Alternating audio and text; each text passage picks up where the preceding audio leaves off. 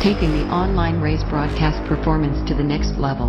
This is the Full Velocity Network.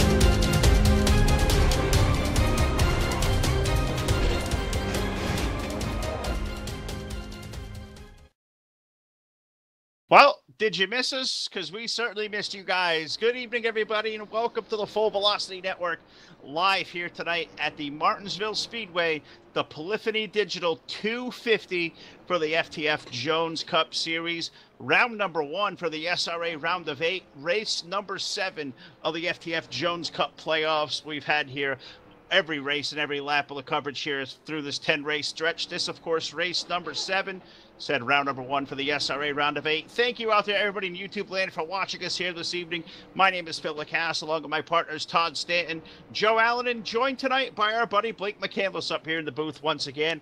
Got a 4-man crew for you this evening. A lot of laps around the Martinsville Speedway, the paperclip oval we saw here at the 7-Eleven series a few nights ago there, Todd Stanton, and back here tonight with the FTF Jones Cup Series. We've whittled it down to 8 guys eligible for this championship.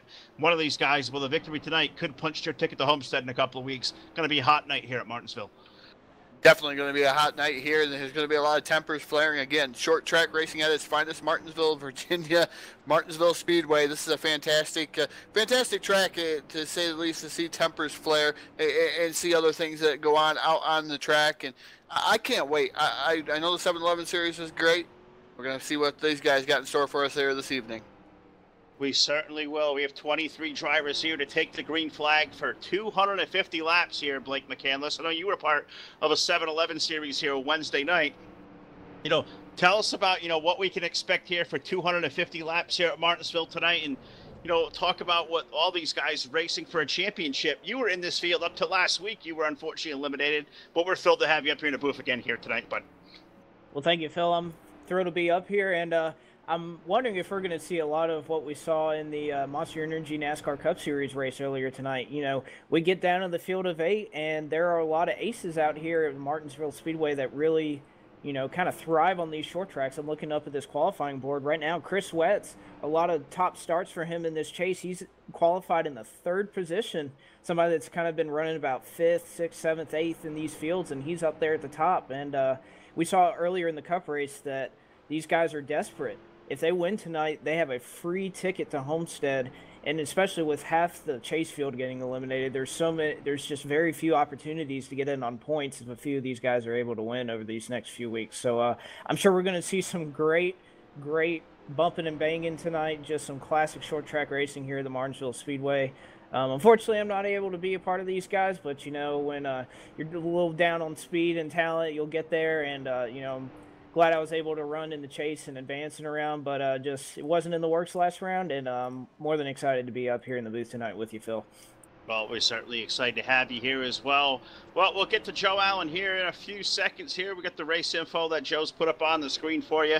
Joe Allen, the best of the best as far as doing the controls for us here on Full Velocity week in and week out. I know Todd's been, getting acclimated to the controls, and he's going to have a couple of races here behind the control booth again coming up. So can't wait to do that as well. But we're about a minute and a half away from throwing the Polyphony Digital 250 under the green flag. But without further ado, let's start with trackside for the playing of tonight's national anthem.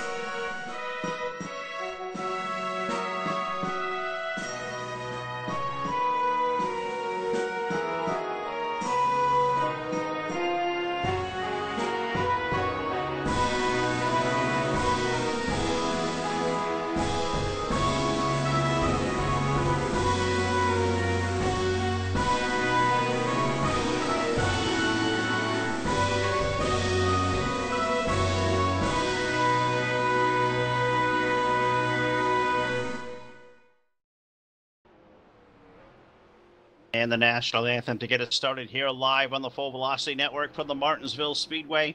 About to get the Polyphony Digital 250 under the green flag, 250 laps. Going to be a hot, exciting evening here. Maybe 40-degree air temperature in the air, but the racing excitement tonight is going to be at an absolute incredible boil. So without further ado, Todd Stanton, it gets, around these pace laps quickly. So before they get gritting, why don't we dive straight into tonight's starting lineup? And now tonight's starting lineup for the Polyphony Digital 250 for the FTF Jones Cup Series SRA Round of 8. Starting on the pole, driving to number 14, that's Colin Keister. His dancing partner to the outside, driving to 31, that's Derek Justice. On the inside of row number 2, we got the 71 of Carson Wentz. A great qualifying lap for him to continue through these playoffs. And to his outside, the number 26 Doritos Chevrolet of Kevin McAdams. Row number 3 tonight, great qualifying run for the driver of the number 92. That is Matt Durr, and to his outside aboard the Oreo Chevrolet. Car number 57, that is Maverick Morrow. 7th starting position brings home the number 9 of Brandon Lawson. Outside of him, driving the 67, that's Andrew Swartz. Next to row number 5, we have the number 16 Bud Light Ford of Jason Justice, and to his outside, the 17 of Matt Basser. Rolling off for row number 6 tonight on the inside, heavy hitter going to roll off from the 11th position there, the Kit Kat Chevrolet, car number 36, that of course Taylor Morgan's, and to his outside in the Speed Inc. number 24, that is Zach Buchanan. Let's throw a trackside for the command. Let's get it started. Drivers, start your engines! Starting in the 13th starting position, the 39, that's Arnold Columbia, and outside of him, the Dylan Smith in the number 1. Starting back there in row number 8, David Schildhouse out there in the Amazon Prime Ford, and to his outside, that's Tom Sylvain. Rolling off 17th tonight on the inside from Canada, we find the 47 of Sonny Tallman, and to his outside in the 83, that is Noah Hart. Green flag is in the air already. Not a full place lap that we're accustomed to here on Full Velocity Network. And the green flag's already in the air before we even got to mention. Down into the corner into number 14, and Colin Keister leads the way. Yeah, Colin leading here this field. He'll lead him to the first. He has led a plethora of laps. That's his 232nd led lap in this playoffs. He and Taylor Morgans have been dominating this field in the playoffs, and it looks like he's going to pull away from Derek Justice starting in the 2nd position. With Wetz, everybody seeming to follow single file going to that bottom line here at Martinsville. Now looking for the inside. It's to round out the starting lineup here tonight. We found the 76 of Noah Carmichael, the 52 of Zachary Stultz, the 0 of Alex Roof, Chris Barnes aboard the 28, Robert Balkum in the Corey Carpenter, number 30 tonight, and the number 53 of Justin Malello late to the pit area. We'll see if he's able to join us here on the racetrack, but 24 drivers in the pit area taking the green flag, and Todd Stanton already working lap number 4. All chasing the number 14 of Colin Keister, our pole sitter. He's setting the stage here in these opening laps. Yeah, no surprise. Colin Keister was a man on a mission last week, and he's still got a fast piece underneath him in that number 14 AMP sponsored machine here. Derek Justice running in that 2nd spot. Chris Wetz sitting in that 3rd spot in the number 71 machine looking for a good run. Kevin McAdams is 4th. 5th right now is Maverick Morrow. He made his way around Matt Durr in the number 92 machine. Matt Durr now 6th and sideways off the corner. Dirt track style off of turn number 2. That was interesting. Hands full of steering wheel for the 92 of Matt Durr.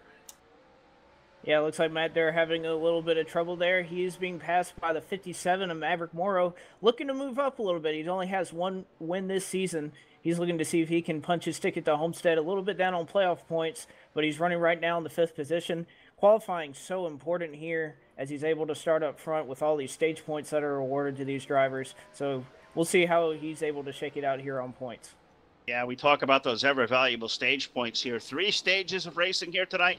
250 lap main event. Stage 1 is 65 laps. Stage number 2 also 65 laps in distance, and that'll set the stage. 120 laps will make up the balance of stage 3.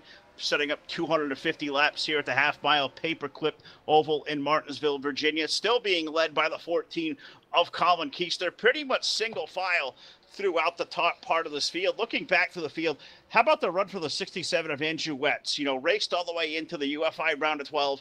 Unfortunately, did not qualify out of last week, but he is up he's got the 67 up into that 6th position there, or 7th position rather. But just want to highlight the paint scheme. Take a look at that thing. It's kind of like an old Johnny Sauter throwback ASA car, that old blue and red. Not sure how many viewers out there remember that, but that one that really stuck out to me tonight, bringing out the old short track ASA paint job 09 car. And that 67, man, that is a beautiful paint scheme there, Todd.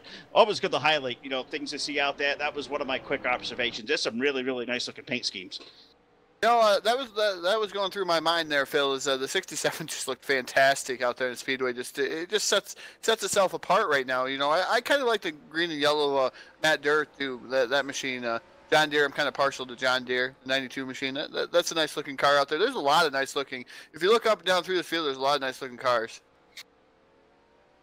Yeah, there certainly is a lot of good-looking paint schemes out here. It looks like the 67 starting to challenge that 92 Matt Durr. Looks like Matt Durr is really struggling. He's kind of sliding his rear tires out in the corners. Looks like he's losing some ground. 67 looking to pounce as it looks like Matt Durr may be falling through this field.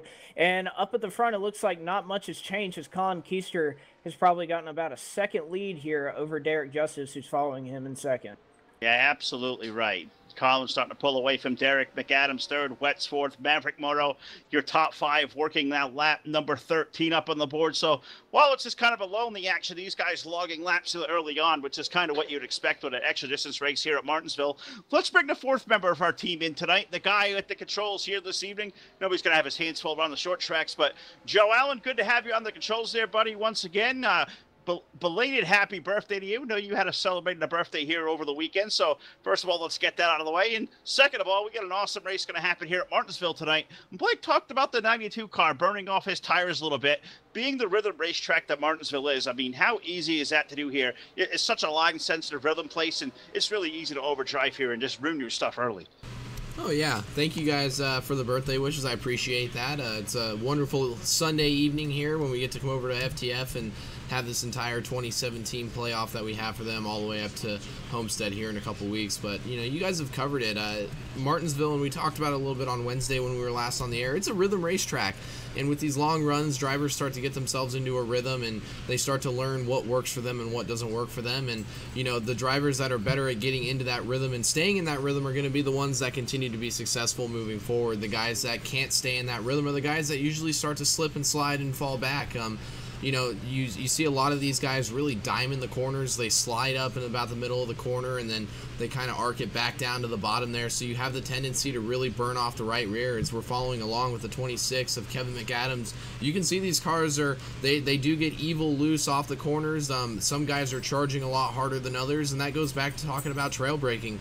That's a big thing here as well. So a lot of key factors to focus on, and even more so with the competition level we have here at FTF, you really have to focus on what type of role lap traffic may play in here as these guys continue to turn laps under green flag conditions here.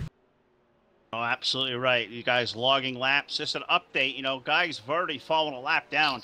Martinsville's a place that can just be misery right out of the gate. If you're not, you know, a fan of this racetrack, if you struggle on these heavy braking, flat corner, let the car roll kind of places, you can have a miserable night right out of the gate. And right away, we saw the 52 of Zach Stoltz, the 0 of Alex Ruth, the 28 of Chris Barnes all went down a lap. The 28's already pulled that car behind the wall.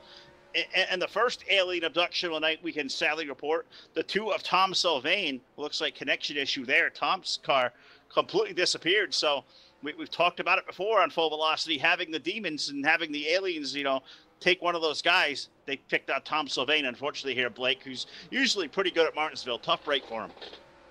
Yeah, Tom's definitely been a consistent driver this entire FTF Jones Cup Series season. Had a little bit of misfortune that put him out of the round of 16 early on, but definitely a guy that you can expect to be very consistent and show up here and compete, race in and race out for some wins here in this series.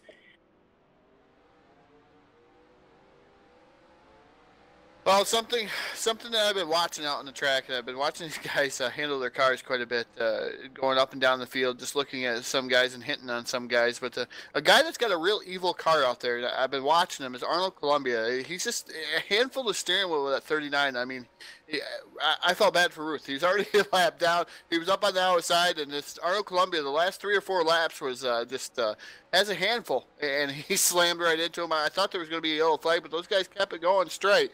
It's one of those products of short track racing, but he looks more like a dirt track racer out there tonight. He certainly does. I had the same observation. So that's one of the many evil cars I'm seeing out there. All these guys that have fallen a lap down already. You know, Sonny Tallman just went a lap down, as did Noah Carmichael. Justin Malello, who I don't think had any practice time whatsoever, got here really, really late in the going. He's out there now 1 lap down, 17th. So 16 drivers on the lead lap. And as these guys continue to click off these fast laps, Colin Keister's lead, through this lap traffic, Blake, it shrunk down from, a full second to about 0.6 of a second, now just over a half a second. So Derek Justice and Kevin McAdams starting to crawl into that 14-car lead a little bit as they start to burn the tires up and work their way through the slower lap traffic.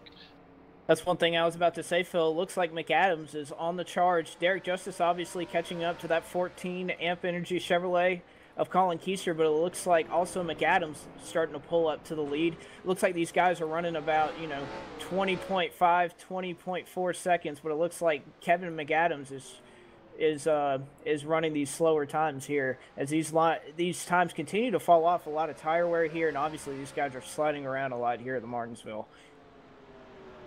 Oh, I'm just looking up and down at the times now. Now I'm looking at times. I'm surveying tonight, just looking at these guys, looking at the different strengths of this field, and there's a lot of different strengths of all these drivers out here. But looking at Kevin McAdams, he looks like he's having the best run of the top 3. Last time by was a 20.507. Let's see what he's got this time by.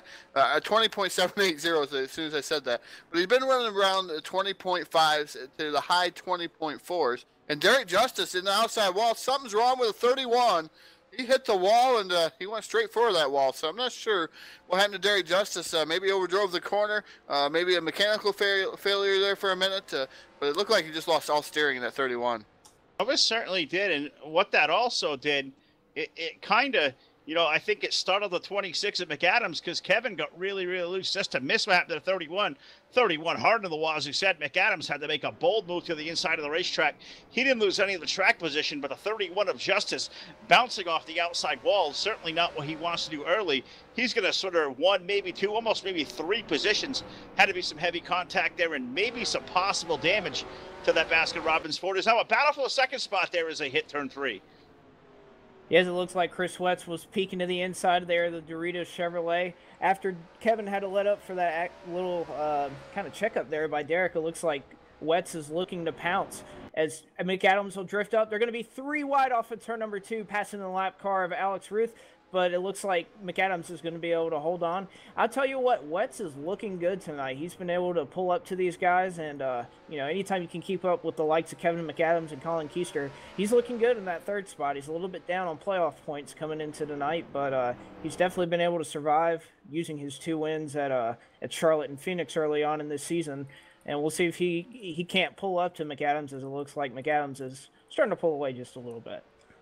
Yeah, McAdams indeed starting to pull away from the 71 of Wetz there just a little bit. As Wetz getting a little loose coming off the corner there. He's doing his old style of dirt tracking with the number 71. He's able to get to the rear bumper of McAdams, and then it seems like he just overdrives as he bounces off the outside wall once again in the 71 machine. So these cars acting all kinds of funny. So you really have to let out. It looks like you're going to have to back up your corners now. As the tires start to wear, these guys are starting to have a handful of steering wheel. But Kevin McAdams right now running in that 2nd spot. No challenge now up to the lap car. I believe that's the number 83 of Noah Hart. He gets down and out of the way. He lets Kevin McAdams and Wetz by him. So no challenge there. But Wetz is able to close the door or close it up just a little bit once again on the 26 of Kevin McAdams. The 71 of Wetz right there on his rear bumper. Yeah, right there, all over the rear bumper, as you said, is a 71 of Wetz, all over McAdams there, like a cheap suit there. Great race going on for that 2nd position. Kind of stabilized throughout the rest of the top 10. Justice has moved his way back around Maverick Moro, so put the 31 up to the 4th spot, and he's starting to close that gap between those 2 drivers in front of him. It's down to about 6 or 7 car lengths there, so the 31 going to be a player here once again, racing for 2nd in a couple of laps. Maverick Moro was 5th. Matt Vassar's worked his way to 6th. Jason Justice is 7th. Andrew Swartz is 8th. Taylor Morgans, he's mired back in traffic. He's currently 9th. And Matt Durr off a really good qualifying run. He's sitting currently in the top 10 as 38 laps on the racetrack and all chasing race leader Colin Keister. But Blake, we have caution flag for the first time this evening. Yeah, it looks like these cars are slowed down. We haven't got a word from race control quite yet over what might have caused the yellow, but here at lap 37, almost, or 39, almost splitting about stage 1 or lap 37. The 39 looks to be the cause of our yellow here, but it looks like about splitting this stage in half. We have our first yellow of the night here at Martinsville. Yeah, we certainly do. That's going to just put a whole wrinkle to things. We saw the lap times falling off there, Todd. You know, guys decreasing probably over like almost half a second there from new to used tires to almost, you know, just shy of 40 laps. You got to think these guys all got to come to pit road, all take 4 tires. And, you know, is there anybody who may be a dark horse pick? You know, we're at the first of 3 rounds. Does anybody risk at this juncture taking 2 tires and hopefully trying to make up some ground and maybe steal a stage win? Is it possible at this point? It's possible. I mean, taking 2 tires and maybe trying to steal a stage win. I don't know. The way they're slip sliding around, I almost want to go with 4 tires and try to be a little bit more secure. But the guys that are mired towards the back that may want some of them extra stage points may gamble and take those 2 tires. But Mr. Joe Allen, Jolie the Jet, is down in the trailer. He's ready for a replay, our full velocity replay. Take it away, Joe. Thank you, guys. You guys called it out. We're going to focus our attention on the 39 and the 76 of Noah Carmichael, I believe, is in 36. Arnold Columbia is in the 39. Slow motion down into turn 3 here. We saw, we touched on the 39's been struggling all night, guys. These cars look like they are kind of just all over the racetrack. He just dives it down into turn 3 and 4 there.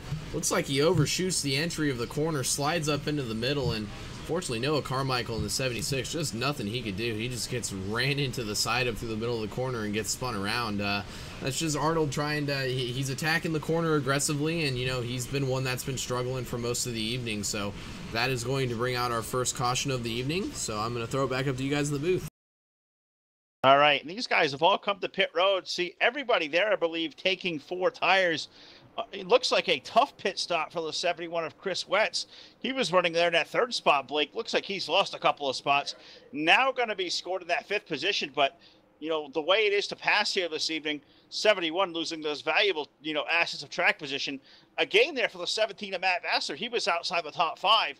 Now put him up to the 4th spot, so another fast driver now comes in contention. Just shows how the comers and goers can happen here on pit road. Yeah, we saw it earlier in the Monster Energy Cup Series races. Chase Elliott, Kyle Busch, and Brad Keselowski all had a lot of battles that were decided off of pit road. It looks like we may be getting the 1 to go signal here as we come back around, but obviously the battle on pit road is very important here. You come around these slow corners at only 35 miles an hour here at Martinsville on pit road, so anytime you can game on pit road is a big advantage. All right, guys, 1 to go up on the field. Colin Keister's going to resume the lead. Kevin McAdams 2nd, Derek Justice 3rd, Matt Vassar 4th, and Chris Wetz rounding at your top 5, 6 through 10. Jason Justice, Taylor Morgan's up to 7th, Maverick Morrow 8th, Brandon Lawson 9th, and the champ David Schildhaus, he's worked his way up in the top 10. We're up 41 laps on the board there. Todd working their way through 3 and 4. We're waiting the green flag to go back in the air here. We got 210 laps to go. Loud pedals down. Green flag racing toward turn 1. Yeah, green flag racing down to turn 1. It's Colin Keister again, assuming the lead with the 26 of Kevin McAdams running in that 2nd spot. 3rd is Derek Justice. 4th, Matt Vassar. And 5th right now is Jason Justice in that number 16 machine. These guys pretty much single file right now. What's looking for a way around Justice here early on in the going, not going to be able to pull anything off there. So these guys are settling down. They're almost single file once again, all the way through the top 10, top 12. Yeah, it looks like track position playing the king here. It's not really sure if there's many opportunities to pass, but these guys are able to get single file really quick. Obviously, the bottom lane here at Martinsville is a preferred lane, so you want to get down there as soon as you can. It seems like these guys, with maybe the way they space out, they give about 3 to 5 tenths here at FTF on spacing here off of restarts. As it looks like McAdams will slip up coming off of turn number 2.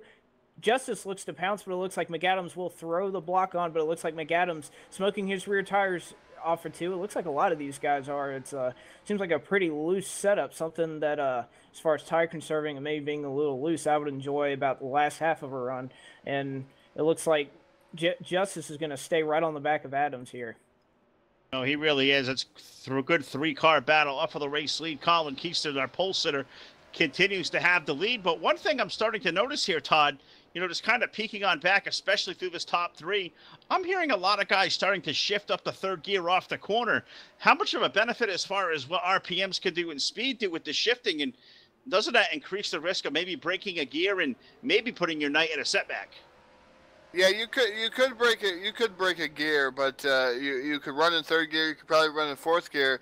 But as you're looking through the field here, they are indeed shifting through the field here. You're looking at some of these guys shifting through the field and making some different maneuvers through there.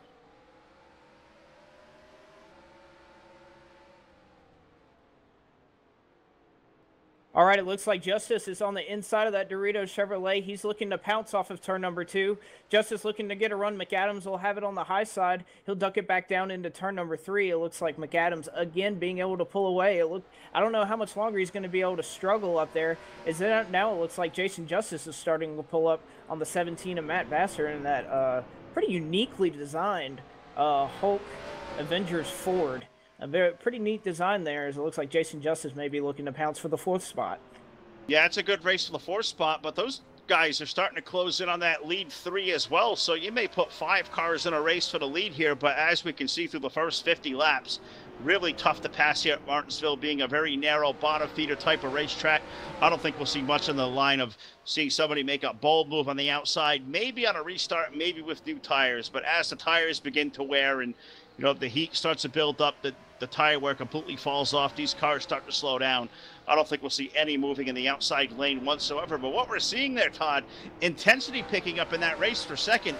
Justice keeps peeking down to the inside of the McAdams car. I'm thinking before too long, the 31, may dive it in there, try to make the move. You see Derek, kind of diamonding the corner there, sweeping off, high in the corner, sweeping down off the exit. Eventually, he's going to get that run. And, I don't want to call it a dive bomb, aggressive maneuver, but you're going to have to drive it down there real deep to get under the 26, and I think Derek may be a lap or so away from doing just that. You got to remember, though, those two do have a history back here on the Full Velocity Network. We watched those two go at it, and things what happened. And another driver said that he remembered that in the back of his head. So hopefully, this is one of those places that you've seen time in and time out, even in the NASCAR community, that this is one of those places where that's going to happen. Short track racing. You could punt somebody out of the way and just blame it on, oh, well, it's short track racing. I'm sorry. Yeah, it looks like Justice locked him up, trying to avoid the back of the 26. He's on the curb. He's all out of shape. That's going to give up a lot of time back up to McAdams. It looks like Derek Justice trying to get back to McAdams there. It looks like he was having to check up for him as McAdams seems like he's kind of sliding around quite a bit. Don't know if that's intentional or just a product of a loose setup. But now, McAdams is right on the back of Keister. He may be looking to challenge for the lead here in a couple of laps. Yeah, that race for the lead may start to heat up as McAdams pulls right up, within 2 car lengths of the 14 of Colin Keister. But looks like, these guys all throughout the top 5 starting to get their tires heated up a little bit. One driver certainly doesn't look like being challenged whatsoever and looks like just kind of cool and collected. We've seen him dominate through this FTF Jones Cup playoffs. When is somebody going to mount an actual challenge here to that 14 of Colin Keister, Todd? Through the first 56 laps, stout. Definitely the class of this field through the first half of this race, and is anybody going to be able to mount a challenge here anytime soon? Well, it's a difficult track to pass on. Colin Keister's got the line down, and he's been pretty consistent all evening long in the 14, and just nobody has anything for him. And we've seen this last week. The 14 just dominated, and we're gonna have to wait and see if somebody's actually going to be able to catch up to him, or maybe they're just waiting until later in the run. I'm not sure. Colin Keister's just real quick tonight. Yeah, it looks like Derek Justice again trying to pull up on the back of McAdams after McAdams had a slip up or two. It looks like he's going to try to. It looks like Colin Keister may have some trouble getting around this lap traffic of the unsponsored 52 machine of Zachary Stoltz. It looks like Keister had to check up but is able to pass with no issue, and McAdams will do the same. It looks like this may hinder Justice just slightly off the exit of the corner, as he may not be able to gas it up all the way out to the wall. But this battle for the front 3 is becoming really close, as Keister may be coming into the clutches of Kevin McAdams, and Derek Justice also looking to pounce as well. Yeah, absolutely, and that's one of those things, lap traffic is going to play a role here all night, as it always does at Martinsville. And I'm looking at the 52 of Zachary Stoltz now being overtaken by the 16 of Jason Justice. As a guy who's been that lap car at Martinsville, 1,000 times. I can understand, you know, the frustration of 52. It's so helpless out there, Todd. If you're off the pace at a place like Martinsville, there's really nowhere you can really run off and hide. The best you can hope for is running up against a wall in the middle of these corners. The problem with that is these guys, you know, need to use up the whole entire racetrack at corner exit. So truly, if you're a lap car, there's really no place to get out of the way at a place like Martinsville. No, definitely no place to get out of the way, Phil. It's one of those. It's just real tight. It's a paperclip. That's best describes it. I mean, you can get up off there. You got to make sure you're just not out of there on corner exit if you're up on top side. So you got to make sure you're out of the way of the drivers. If you're just out there riding around, it's one of those places, like you said, Phil. You can't hide. I mean, it's you know, there's one group. It's the bottom. Everybody chases for the bottom. Once in a while, you'll see that top group come around, but it's always bottom. Yeah, it looks like we got a battle here. We're on lap 63 right now. Stage 1 is going to end on lap 65 at the end of that. At the beginning of lap 66 will be the end of stage 1. Unlike the Monster Energy Cup Series, we do not have a caution following the stage, and it looks like Justice trying to pounce again on McAdams. McAdams going to use the momentum on the high side to go in. Justice, again, you got to think this is for a point here as we have 2 to go. Coming into stage 1, Colin Keister, he's going to take the white flag in stage number 1. Justice may be looking to pounce here going into 1. Yeah, Justice looking to pounce and try to gain, you know, more precious, valuable playoff points. He has 30 playoff points over Kevin McAdams' 29, so Derek trying to help his cause a little more. Colin Keister looking poised off of turn 4. He'll pick up the win in stage 1. He'll put a pad on those 37 playoff points he already has, so add more to the list there, but Colin Keister picking up the win. Kevin McAdams second. Derek Justice third. Matt Vassar fourth. Jason Justice picks up playoff points with top 5. 6 through 10, Chris Wetz, Taylor Morgans, Maverick Morrow, David Schildhouse, and Brandon Lawson. He scores that last playoff point there in that 10th spot. Top 10, you know, through stage number 1 as we now transition to stage 2. Same equal distance, 65 laps in nature. But what we're seeing now here, Todd, that number 14 of Colin Keister, it was a couple of car lengths toward the end of stage 1. It's out to a 1.5 advantage now as those guys race side by side for second. Yeah, Colin Keister's laying down some laps. Just looking at some of his lap times, 20.586 last time by. So let's look at Derek Justice, 20.602. And then you look at Kevin McAdams. Well, Kevin McAdams, 20.602 also. So, and then we look at Derek Justice last time by is 20.482. So Derek Justice, as soon as he cleared Kevin McAdams, he's able to close the gap just a little bit on your leader. So Justice is just a little bit faster, but not that time, 20.563. So it's inconsistency here for those guys that are running 20.5s and 20.4s. But then we're going to look at Matt Vassar, 20.575. So Matt Vassar right there within that. All right, Todd, and as we conclude stage 1 here, I'm looking back here through the field.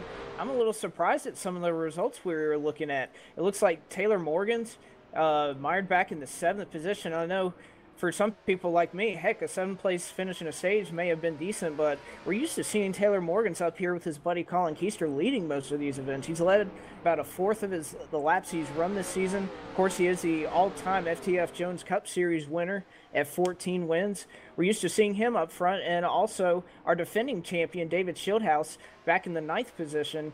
He's definitely got a cushion somewhat with playoff points, but you know, we're not used to seeing these guys back up here in the 9th, 10th position, or, you know, we're used to seeing Schildhouse maybe make a run to come up here through the field.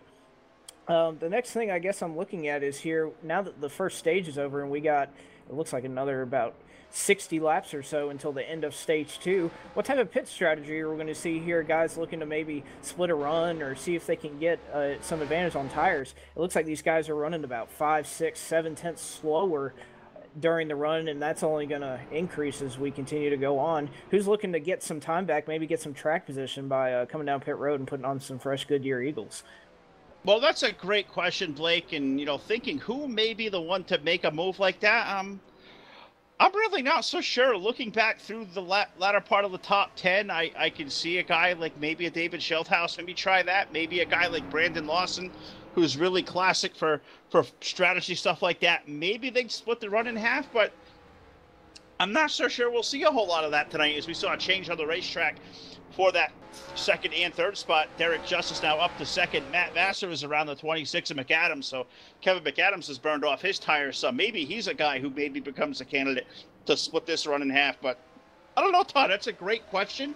I think the fuel window here tonight was somewhere between 75 to 80 laps, but the question is, can these guys make that all out in a fuel tire run? I'm not sure what kind of question how I'd answer that question, because I'm not sure if I would want to take. Pretty much, it looks like these guys are slip sliding around, but I want track position here, because maybe we get a quick yellow flag. I want some track position because these guys. Trouble for turnover 2. The Bud Light Ford is around. Taylor Morgan's is involved. The 71 is involved.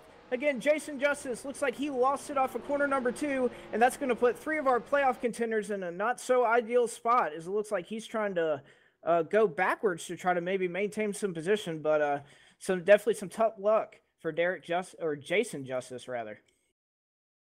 Actually, Joe is already ready with our replay of that accident. Yes, sir, guys. Thank you.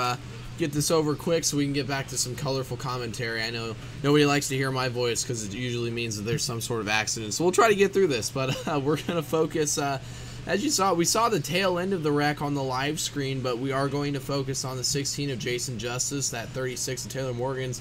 We've been talking about the 71 of Chris Wetz all day as well. It just looks like Jason, as you called it, he just gets loose. We've seen a lot of cars, especially Kevin McAdams up there too. They're just burning off those right rears and getting real loose. Jason spins down in front of Taylor. That shoots Taylor up into the 71 there. Puts Chris Wetz on 2 wheels, saves it from going over. Taylor Morgan's does his own little Kit Kat wheelie in that Chevrolet as well. He's lucky to not spin that thing over. I don't think anybody else is involved. It looks like David Schildhouse gets by just fine, just barely. Maverick Morrow, another playoff contender in there. He barely squeaks by that wreck as well. So Jason Justice is probably going to come out with arguably the most damage in the accident there, guys. So tough break for him.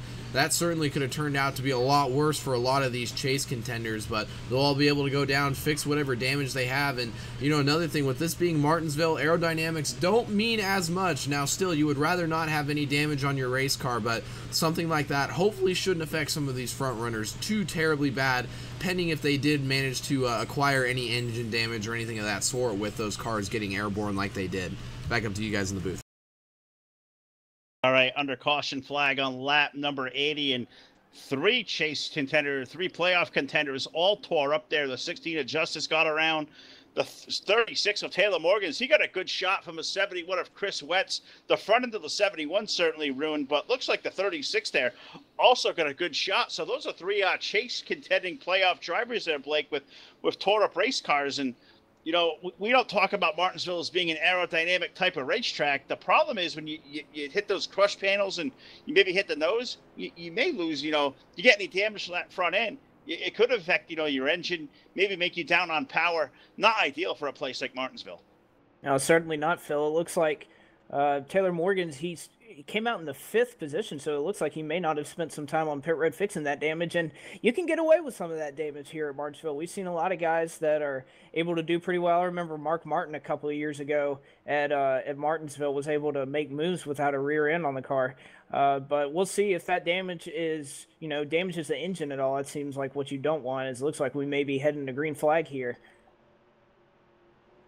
So waiting to believe race control gave the 1 to go signal as they worked their way off of turn 4. No, now looks like now 1 to go is going to go out there. So we were a lap premature there. Is gentlemen's cautions here at FTF. We're not going to see any of the full velocity semi-rig tonight. Only time we get to see that was on the pace lap here tonight. So he'll stay parked in his perch all night long down there.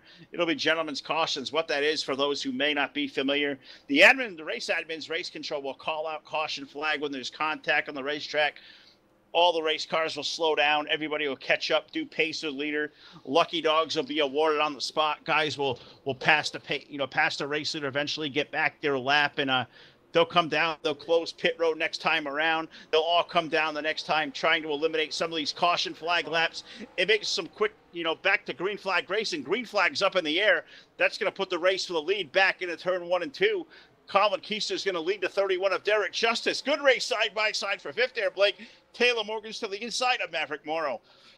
Yes, it looks like Morgan's going to dive it down to the bottom here. It looks like Vassar may have gotten checked up on that restart and caused a little bit of commotion behind him. We got two side-by-side battles as Morgan is down here on the bottom. It looks like he's going to clear Maverick Morrow heading into 2, and it looks like Brandon Lawson's going to try to pounce as well. Yeah, Lawson going to try to fill that gap with the 57 of Morrow there. Morgan's going to make his way around. Lawson was trying to get the run. The 57 of Maverick Morrow going to slam the door shut. That's good racing going back for that 5th spot. Meanwhile, back up front, Colin Kista probably has the best challenge on his hands that he's had all night long.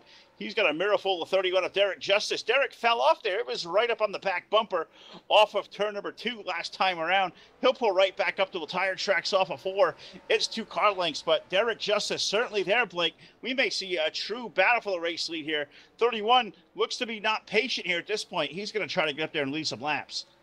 It looks like they're coming up on a lap car here. Robert Bauckham, it looks like they're in front of him. But it looks like Derek Justice trying to get a good run off the corner. You can see he's trying to arc it and get a good run off the exit of the corner in hopes of being able to get under Colin Keister into one of them. But yes, Derek Justice is right there, as it looks like McAdams will be mired back in 3rd.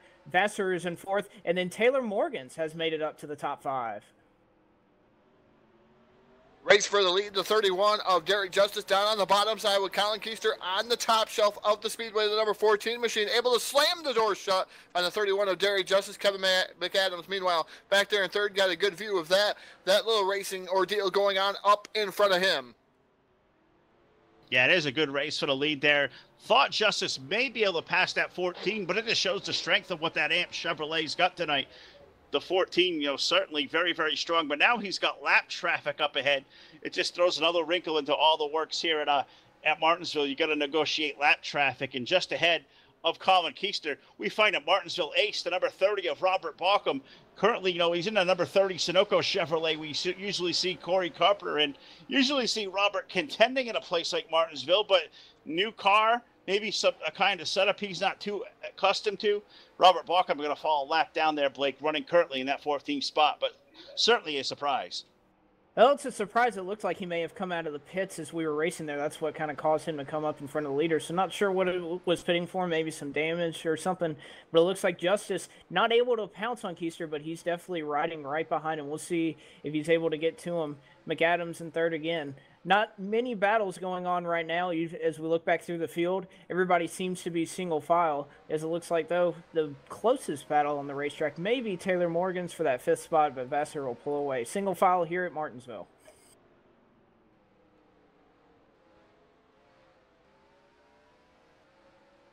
Now we see Justin Malolo pulling down off the track in the number 53 machine there.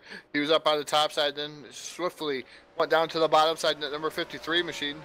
Justin just getting out of the way of these guys, fighting for position. It's 17 of Matt Vassar right now. Been watching Vassar just a little bit with Robert Bauckham right there in front of him, but Robert Bauckham a lap down. But been watching Vassar and Taylor Morgans and the 57 of Maverick Morrow and the number 9 machine of Brandon Lawson. You got Schildhouse back there. That's your 8 guys that are pretty much running together there, but no battle out there on the Speedway I've found so far. No, and 13 drivers currently on the lead lap with Bauckham going down a lap. 13 out there. Currently last car in the lead lap is the number 24 of Zach Buchanan, making a rare appearance tonight in that Speed Inc. number 24. So good to see Zach out here and joining us on what is very, very good equipment. On the lead lap, he got one of those lucky dogs, got that caution flag. Going to put him into that, back to the lead lap and having a solid run in 13th. But side by side, right up there, Taylor Morgans and, was at Matt Vassar. They had some tense moments there off of turn number 4, turn 2 rather, the 30 car of Robert Bauckham, who's 1 lap down. He's up there racing hard, Blake, just probably as he should as that first car 1 lap down. You can't afford to give up time on the racetrack in positions. Of course, as a lap car, you probably want to yield, but Robert's going to charge up there and going to make it more difficult for the leaders than you normally would see. Well, yeah, he's looking to stay in front of the 39 of Arnold Columbia. Those are both the drivers 1 lap down, as well as the 83 of Noah Hart in the Dairy Queen Toyota. Looks like all 3 of those guys will make up the cars that are 1 lap down, 14th through 16th. And, he can't really be giving up any ground to these guys. He's got a little bit of a cushion, as it looks like the 39 now entering turn 3 as Robert Bauckham exits turn 4. So he's got a little bit of a cushion, but we saw what Denny Hamlin was able to do in the Cup race today, race the leaders very hard and be able to come back and contend for the win before he gave the huge send to Chase Elliott.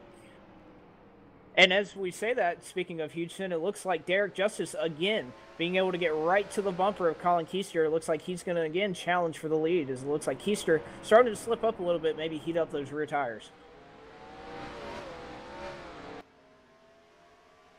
As looking for a battle for the 31 of Derek Justice, still looking for this battle between the 14 of Colin Keister.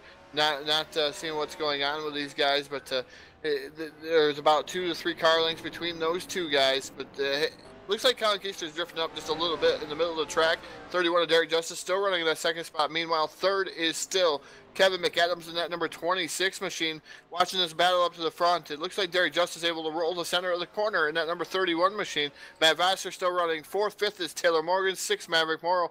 7th, Brandon Lawson. 8th is David Schildhouse. 9th is the number 67 of Andrew Schwartz. And 10th on the speedway, quite a ways back, is Jason Justice. And now they're side by side for the lead. Derek Justice looking at the bottom. It looks like he may dive it into turn number 1. He's got the low side. He's got the advantage. He'll slide it a little bit. They're equal off the corner. Colin Keister looks like he may be getting a little bit of an advantage on the high side. This is our first true battle for the lead, as Colin Keister has led all 102 laps. And it looks like as they come out of turn number 4, Justice is going to move him out of the way, move Justice to the top spot. Yeah, that's one of those, how you really may need to pass a leader at Martinsville. Wash up the racetrack a little bit, maybe a little tail whip. That's something Colin may put in his back pocket there. Remember that later in the race. But the 31, Todd, looked like for about 10 or 15 laps, you know, he was pestering the 31, the 14 all he could. I think it was only a matter of time before the 31 made that run for the lead, but it's good old short track racing. You know, how often more than not are you going to see maybe a little bit of contact completing one of those passes, just as we saw the 31 do right there to the 14? Yeah, I'm telling you right now, the 31, 20.374 as soon as he got around Colin Keister. Keister 20.50. So Derek Justice saving a little bit of tires, conserving behind him. He wasn't really running that hard until he got up beside him, and he was able to fend off the charges of the 14, but the 14 right there, right back to his rear bumper, that's Colin Keister. And look at Kevin McAdams. He's already into the fray. Yeah, you know, McAdams is enjoying this battle for the lead. It's allow him to close back up. He was a couple seconds back, and it looks like now he's pulled to within, it looks like 0.57 the last time by on the scoring chart as we complete lap 105. It looks like that's going to allow him, and possibly these guys using up their tires, battling each other. It looks like McAdams may be ready to pounce. He may have learned from some of his earlier mistakes, kind of sliding his car around. If he can save his tires, he may be destined to challenge for this lead.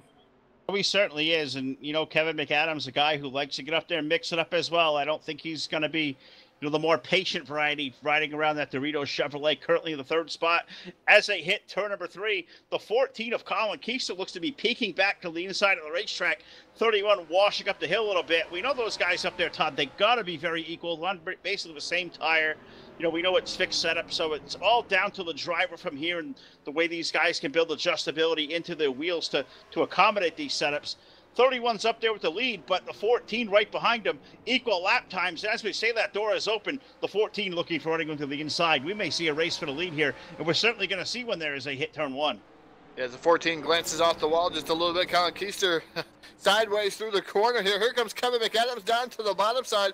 The 26 machine, that Doritos Chevrolet, trying to make a move for second around Colin Keister. They're side by side here through the corner, and it looks like Kevin McAdams for the lead. Now, what's these guys racing hard up front is doing? It's allowing that second pack, who's 3 seconds behind the race leaders, the Matt Vassars, Taylor Morgans, Maverick Morrow, and Brandon Lawson battle. Those guys all back there.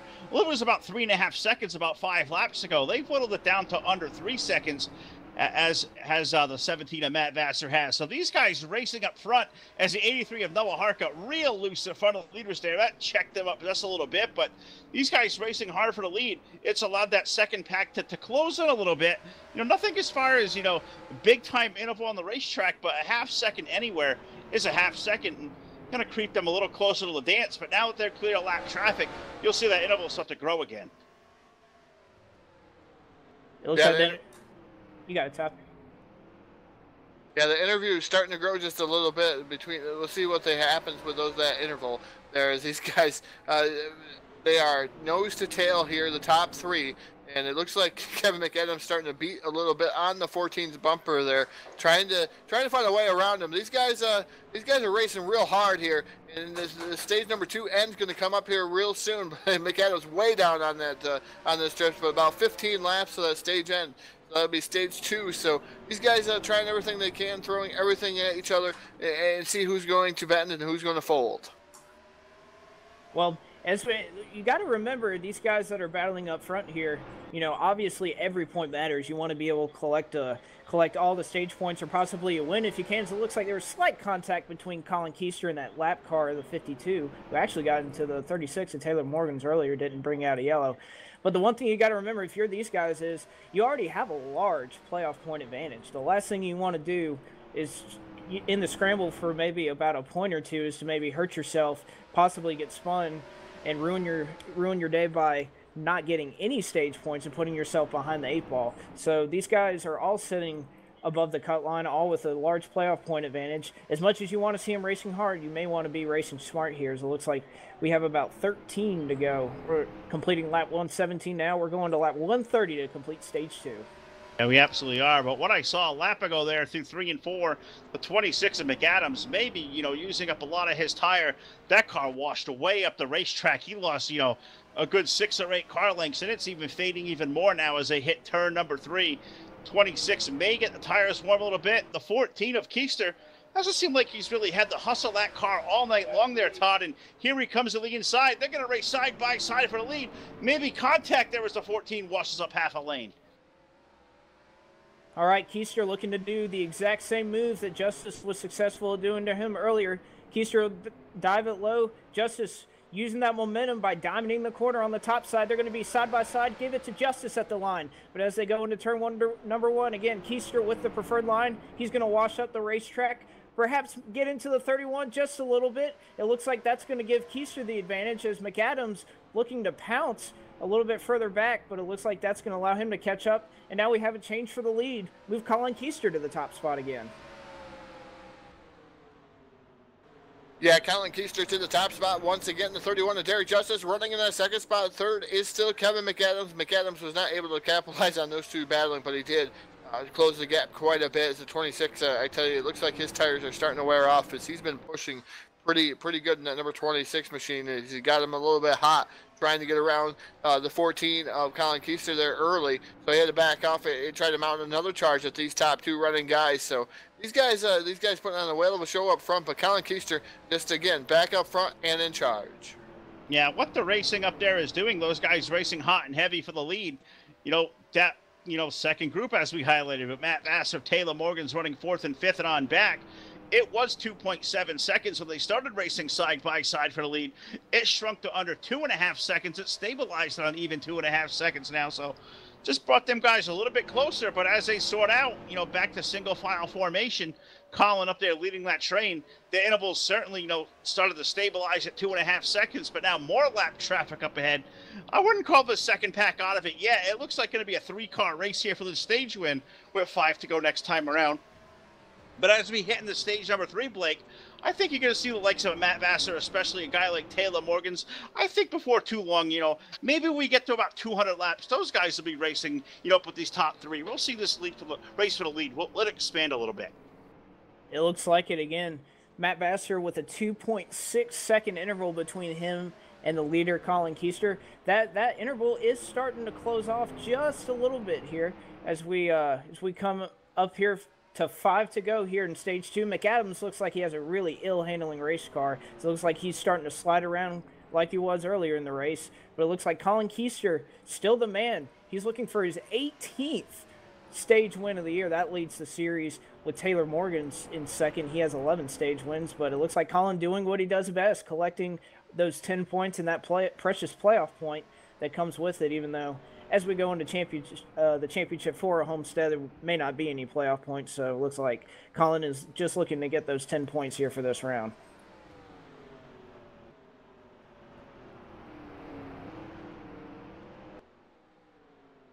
All right, well, coming to under 5 laps to go on the stage, there'll be 3 at the line. looks like pit road has started to open up a little bit there, Todd. I believe you've got the Oh, update. trouble! The leader Oh, is and as we around. say that, Collins trouble around. now up It looks front, like he trouble got up front, loose. contact between the 31 of Justice, the 14 of Colin Keister. Put Colin around. Got to imagine that's got to put yellow flag on the racetrack. Not seeing it from race control yet, but now caution flag is out. And definitely contact up there, Todd, just as we saw the 9 of Brandon Lawson start poking toward pit road. And that's going to put the conclusion of stage number 2. Curious to see how they rule on that. We'll call unofficially a 31 the winner of the stage. Is that going to stand with the contact? I think it is going to stand. It looks like Colin Keister, looks like he kind of lost it all by himself running up there. Of course, 31 had nowhere to go and got into him. But it looks like Colin Keister, as Joe Allen is ready to show us here, I think that's what I saw the first time around. It looks like Colin Keister got loose. I don't know. What did happen, Joe? Show us. Yeah, you would be correct. We'll focus on the 14 of Colin Keister. Race leader, guys, costly mistake for him. That's going to relegate him to the rear of the field here on this next restart, and we've seen how hard it's to pass. Colin just gets down into turn 1 here, guys. You can see all of these cars really aggressively charging the entry of these corners, and Colin just slides up, and with how old and the wear that these cars have on their right rear tires, he just loops it around in the center of the corner, and really nothing Derek Justice could have done there in the 31, but a costly mistake for Colin Keister trying to, as Blake said, secure that 18th stage win of the year. That one is going to give it to Derek Justice with Kevin McAdams, your second place finisher there. And Colin makes a daring move coming back up into traffic there with a lot of these race cars going by, because as you guys said, these guys do race back when they're within their 5-lap buffer zone at the end of these stages. So that was a very, very risky thing to do coming up in the middle of traffic. That could have been a lot worse than it actually was. But costly mistake for the 14, guys. He's going to have to go to the rear of the field with an end of the longest line penalty here. So that'll be a story we'll have to keep up on as we progress through the second half of this race, is tracking that progress of the 14 car. Back up to you guys in the booth. Yeah, we know Colin on the pole here tonight, probably the fastest car we've seen here all evening long, has, you know, led the majority of these laps. And I think Derek maybe led about 10 or 12 laps, but the 14 of Colin Keister by far and away there, Todd, been the fastest car here all night. You know, as Blake said, going to put him to the end of the longest line. He'll restart about 13th, so Colin hasn't been back there all night. That may change the way he has to drive this racetrack, and you got to think he's going to put on a show trying to get his way back to the front here.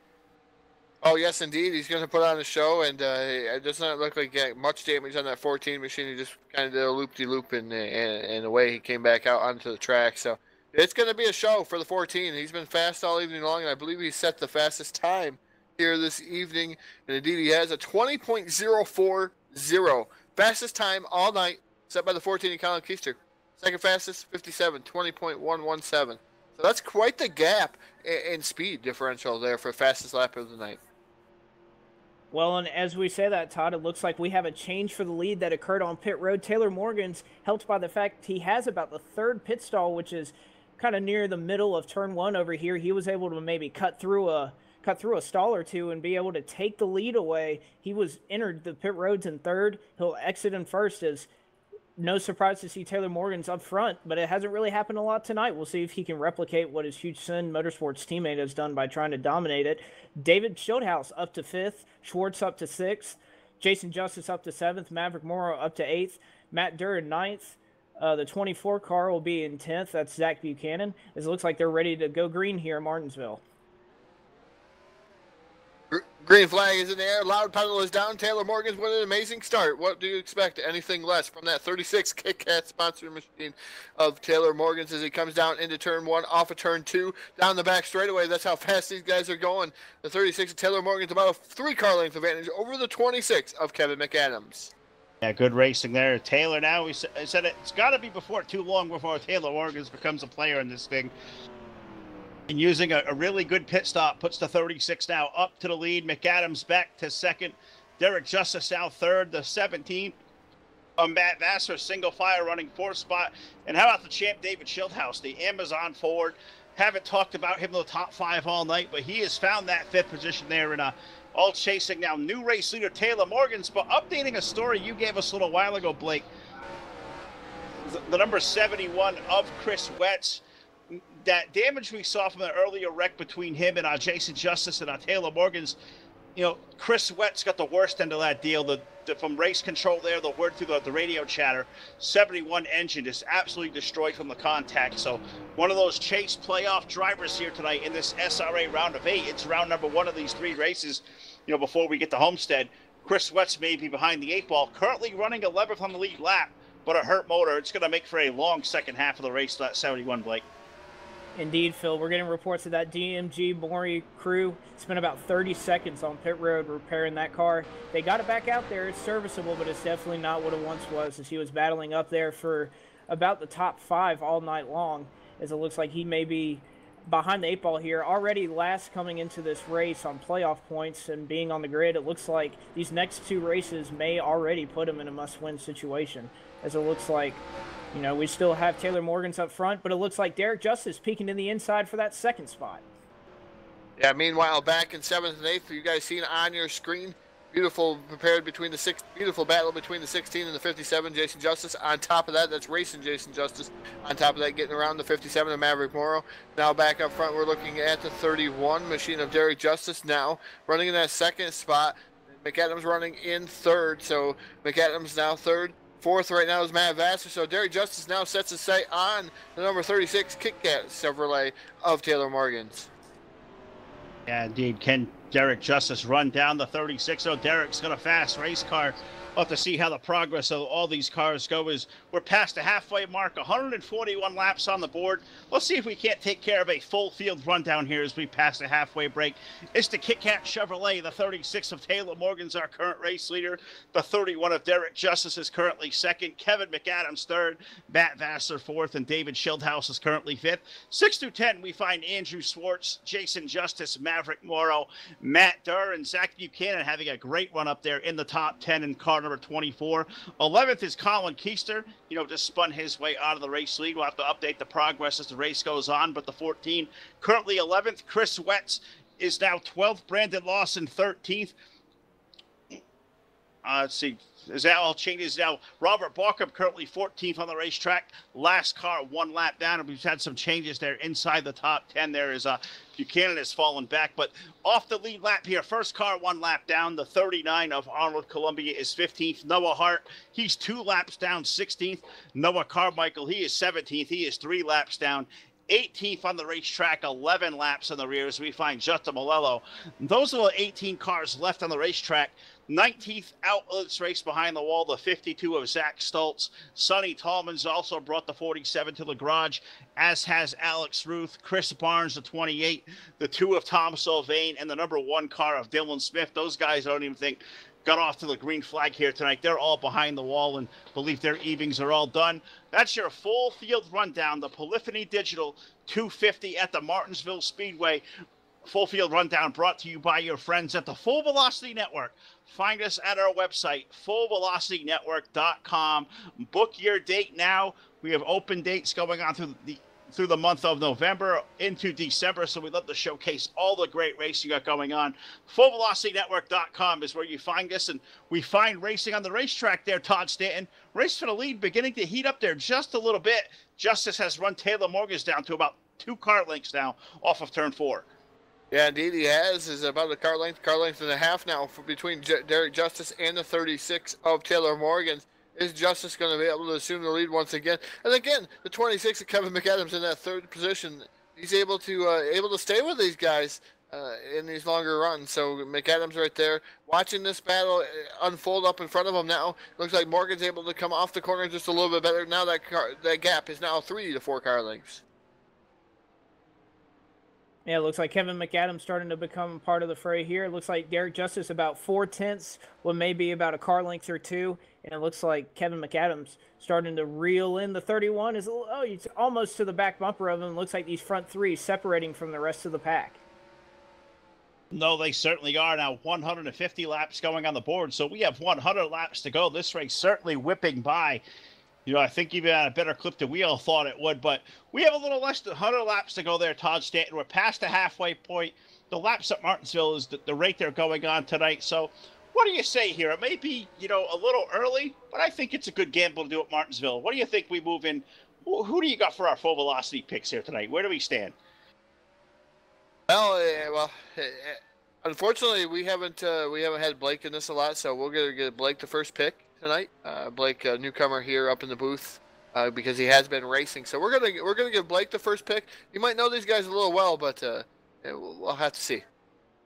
Well, if there's one thing I know about the racing here at FTF, track position is what matters. And I think this is a lot of the reason that I'm not here sitting here racing tonight and I'm up here in the booth with you guys. If you don't have the good qualifying effort, even if you have speed later in the runs, as other people have said I'm accustomed to, you can't really make the move on people. You got to be up there in the top 3. So I'm going to come down to Derek Justice. I think he's run up front a lot tonight, proven that he can go to run up front and pass Colin Keister. Taylor Morgan's a newcomer up front, but I'm going to go with the 31 Baskin-Robbins Ford, securing his spot to the Homestead Miami Speedway Championship 4.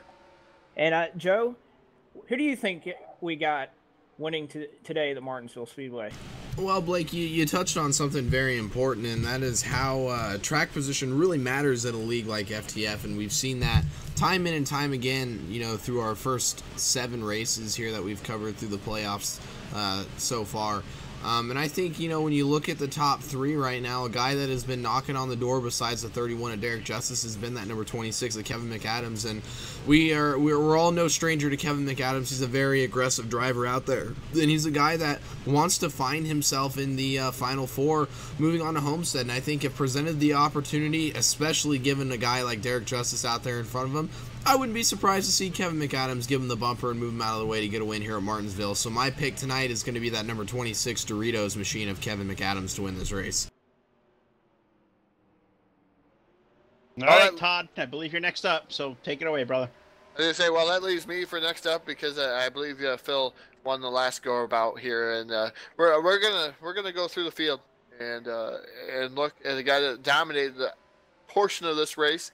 He's making his way back up through the field. He is now running 8th. I'm going to go with the 14 of Colin Keister. He's going to get track position late, and he's going to pull this one off.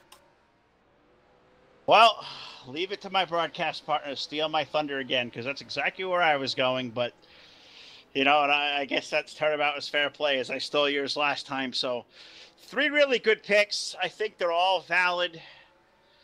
But, man, I mean, if I don't even think I could take a dark horse here.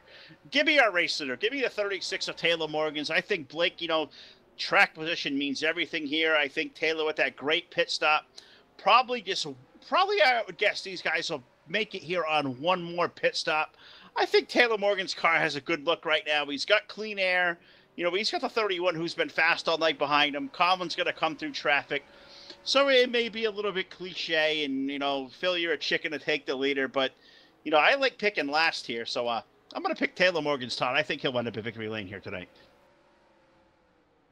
It's not a bad pick at all here, Phil. Is that actually green flag pit stops, Taylor Morgan's was able to make up those 2 spots on pit road going through the middle of turn 1 and 2. His pit stall's sitting right in the middle of, maybe we could pass over it and just glance at it as we come down here into turn number 1. It's right in the middle of turn 1 and 2, which means he's able to cut about a stall or 2 short on that turn, on the exit, and when he's entering his stall. That is actually a pretty big advantage when you're crawling around here at pit road at 35 miles an hour. So who knows, maybe if we get green flag stops, that will help Taylor Morgan's.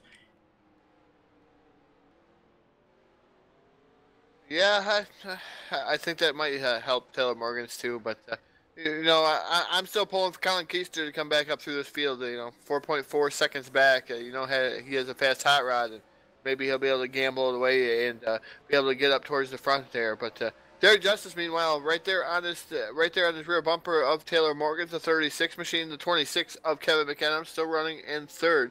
4th right now is Matt Vassar.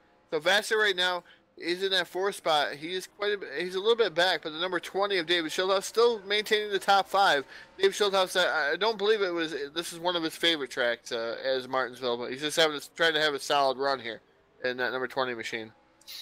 No, he certainly is. And if you ask the champ, I think he'll tell you, I absolutely hate Martinsville. I think we saw that here in the SRA 711, Truck Series here a couple nights ago.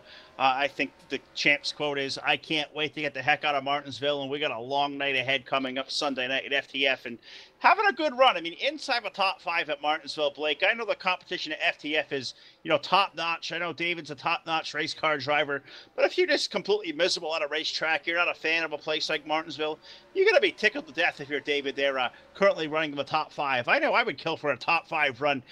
I'll be anywhere if I love the racetrack or hate the racetrack. And for David, that top 5, well, it's going to give him an extra shot of confidence here as he looks to go back-to-back here in the championships at FTF this year. It does have to give him a little shot of confidence. I know there's plenty of racetracks we put up to and thought I didn't really have a chance. And, really all you can do is the best you can. You got to try to get everything out of every lap that you can. And there are some races where you feel like you've done that and some races where you haven't. And I'm sure David Schildhouse running 5th at what maybe he would consider to be his worst racetrack in Martinsville. That would definitely be something that he may be proud of.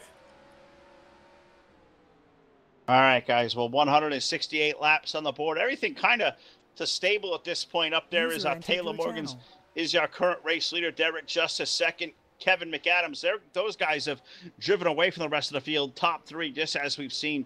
Most of the night, a 3-car breakaway. 4th, we find Matt Master, but updating the progress of one Colin Keister. He's currently running 7th there, Todd. 3.5 seconds off the race lead. He's got right up to the back bumper now, or not quite to the back bumper. He's kind of starting to chase down the number 67 of Andrew Swartz a little bit, but, you get back there in that dirty air. You haven't passed a lot of cars all night long. Do you think Colin now it's a different handling race car? Do you think he's hurt his tires, or do you think that maybe at this point he's playing conservative, knowing he's got a really fast race car? I think he's playing a little bit conservative. Wow, Schildhouse in the 67 of Swartz is completely sideways coming off the corner, and Schildhouse has been practicing some dirt, so I think that's helping him out there just a little bit as he saves that handful of steering wheel. But that's going to allow these guys, like 14 and Colin Keister, he's reeling them in at a pretty good clip, and he's been pretty consistent, hitting his marks. I think he's biding his time. He don't want to burn his tires up on that 14 machine, but he has to do it a little bit as the 14 and Colin Keister starting to close the gap between himself and the 67. Yeah, he certainly is. And the race up front starting to heat up a little bit here, too. The 31 of Justice back right up to the back bumper of that 36. But Blake McCandless, you can update us from pit road. One of our championship contenders. Looks like he's the first to pull off of this run to come on and get those fresh tires.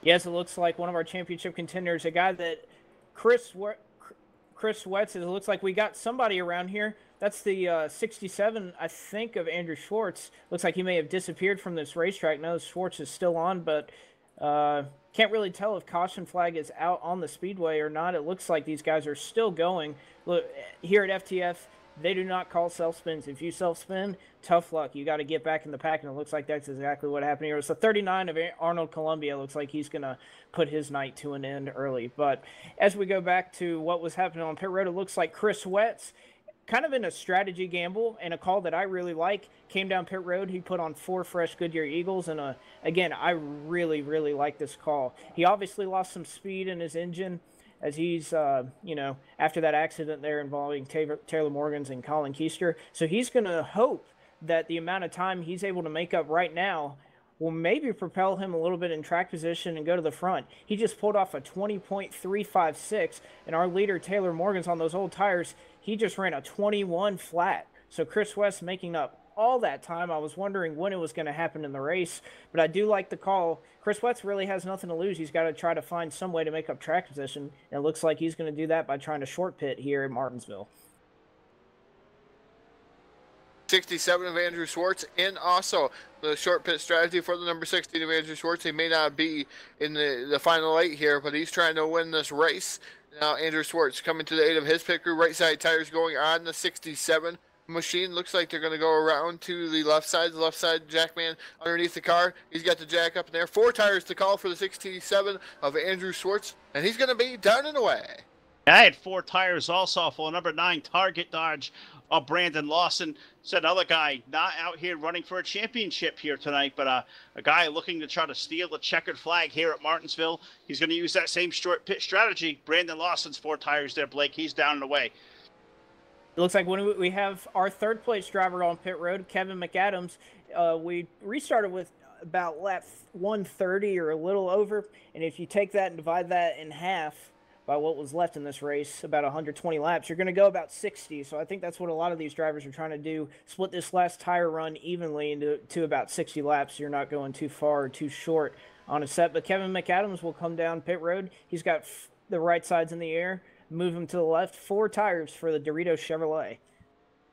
So 4 tires for Kevin McAdams out of the 3rd spot. Looking back up front, looks like Derek Justice, the number 31 there. He's going to peel a Baskin-Robbins Ford out of the race lead. Derek Justice now going to make his way to pit road. Looks like Taylor Morgan's also, about a lap ago, may have also been on pit road, or he is in now in the Kit Kat Chevrolet. Todd, do you have the Taylor Morgan stop? Yeah, Taylor Morgan's 4 tires. And he's a little bit lengthier on pit road here. He spins the tires coming out of his pit stall. He's going to join the field once again in the 36. Yeah, I got the 31 of Derek Justice pitted off, off the entrance of turn number 3. So Derek's, back toward the end of pit road here, at the beginning of pit road, rather. 4 tires on the Baskin-Robbins Ford, waiting for the fuel to go in. Derek Justice, his work is down. He's away. He's going to make his way around that corner here in turn 1 and 2. He'll exit the racetrack. We'll see where these guys all form in. But looks like most of our race leaders now have decided to come in. Yes, it looks like Noah Hart and David Schildhaus will be coming in. Schildhaus was in second there. As Matt Vassar looks like he's going to resume the lead and see if maybe he can't try to stay out, maybe pin these guys a lap down with a timely caution. But I'm looking up front here to Kevin McAdams. He looks like he's built quite a lead. Chris Wetz, once these guys cycle around, Chris Wetz is going to be in second. Kevin McAdams will be in first. So it looks like pitting just a couple laps early. That will be huge for track position like we were talking about earlier. That might be a winning move by Kevin McAdams. Oh, it certainly could be. But Todd, I believe you got the champ David Schildhaus on pit road in the 20. I have Matt Vassar on pit road. Schildhaus already pitted before Vassar here about a lap before. But Matt Vassar, 4 tires is the call for him. He's down and away. Well, the 20 of David Schildhaus is now, I believe, he just came in for 4 tires, Todd. He's got the 20 back onto pit road. So I'm not sure if the work was completed there successfully or maybe a penalty on that number 20 of David Schildhaus. He's taking that long drive through. Looks like, guys, pit road speeding penalty for the number 20 of David Schildhaus. God, Blake, that's going to kill the momentum of this night. Up in the top 5. It's not going to give him that love affair at Martinsville anymore now, is it? Not really. It looks like these guys are going to having to slow down to 35, and I mean that's a tough place to come on pit road. That's for sure. It's one of the toughest, and it looks like he's going to resume the 14th spot, 18 seconds behind. He's just ahead of our leader, Kevin McAdams, and again, I'm going to go back to it. I really love the strategy call by that 71 team and Chris Wetz. He's up there in the 2nd spot. He's losing a little bit of ground to Kevin McAdams, but he's a heck of a lot further up than he was when he was running 11th. Again, a great strategy call by Chris Wetz. This may put him in contention to maybe get a top 5. A good strategy call, like you said. Kevin McAdams having a good pit stop is now Schildhaus in front of the number 26. Threat to go down another lap there to the number 26 machine. So they're no going to go down a lap as he did do a drive-through, so he did not quite lose a lap. But 20 David Schildhaus has the 26 breathing right down his neck, and that would put him 1 lap down at 14th if they do indeed get by him. So not a good night for David Schildhaus. If he can secure staying on the lead lap and maybe a quick yellow, he may be able to turn it around again. Yeah, he's certainly, going to be, behind the 8 ball now as he's about to fall a full lap down. David out there now, last car in the lead lap, currently in that 14th position. Certainly not the run the champ wanted here tonight, but as Blake said, how about those calls of the guys up front, the 26 of McAdams, the 71 of Chris Wetz? They're your current top 2. Problem with that is, Blake, you see those guys on newer tires now. Taylor Morgan's, Derek Justice, now Colin Keister up to the top 5. That interval was close to 3 seconds between our race leader and 3rd place Taylor Morgan's. It is down to 2.3. It may be even less than that as those guys now on those fresher tires are starting to click forward a little bit. Now down to 2.2. Those guys 3rd place on back, they were starting to cut into that top 2. They are, and I'm telling you what, it's a little bit helped by all this lap traffic. He's got 3 cars right in front of him, the 20, the 24, and the 30. not going to be helping. I bet David Shieldhouse is going to make his car as wide as Ryan Newman trying to get around these guys. He's racing for a championship. I don't expect him to let Kevin McAdams by it, and it looks like that may be letting maybe not the 71, but it's certainly letting Taylor Morgans catch up on those newer tires.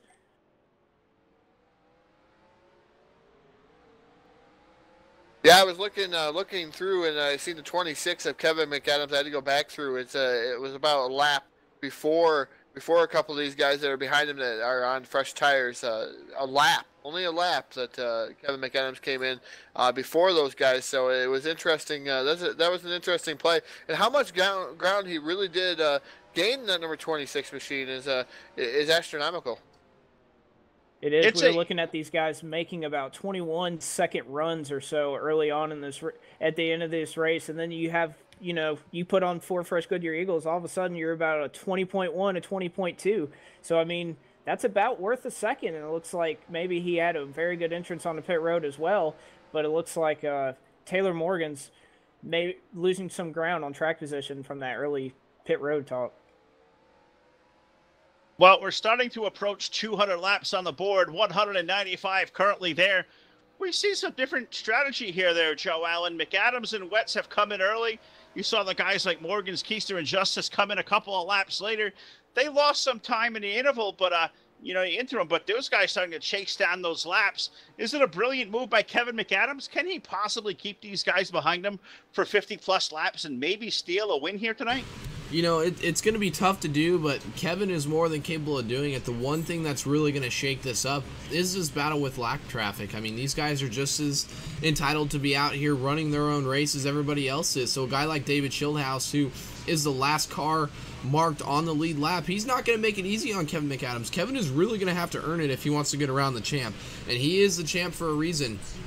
And all that battling with these lap cars is going to do is going to allow Taylor Morgans to get up there. Taylor has already gotten to the back bumper of the 71, as we see here on screen. Colin Keister all over the back bumper of the 36, and Derek Justice is right there with him now as we see Taylor Morgans dive down to the inside of the 71. Colin Keister is going to follow suit. Derek Justice all over his bumper. These guys are going to try to freight train the 71 of Chris Wetz and leave him, as we see Colin now looked like he was going to peek to the inside, and he is.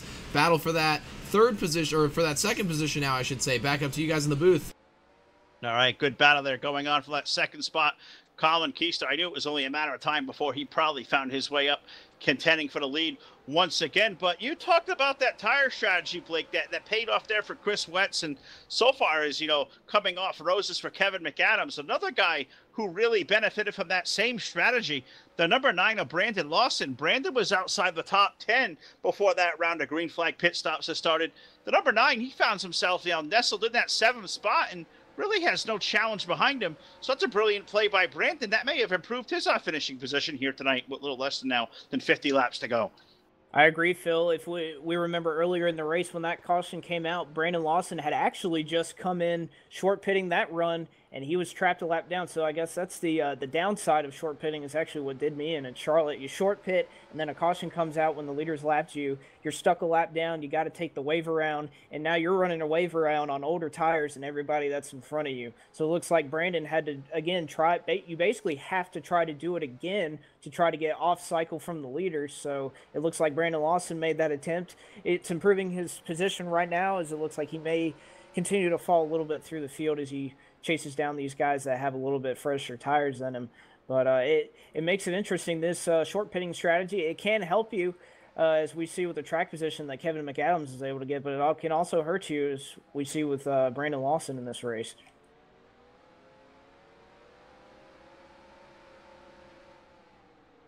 Well, we're just looking up through the field here, and I'm trying to find some tidbits. I don't have a lot to say. I've just been watching Colin Keister and how fast he's made it back up through the field. Been impressed with that number 14 machine and pit stop strategies. But there's been some pretty good races through the field. But we going up and down through the field, and Phil just hit on something that there was a race for the 11th position between Matt Durr and David Shieldhouse, right in front of the leader.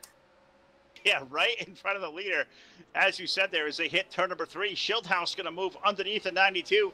He'll make that pass, put David Shieldhouse now to the 11th position. But, even more important, They got race leader Kevin McAdams right in their rear view mirror trying to cling on to the lead lap. Those guys got to be hoping for a caution flag.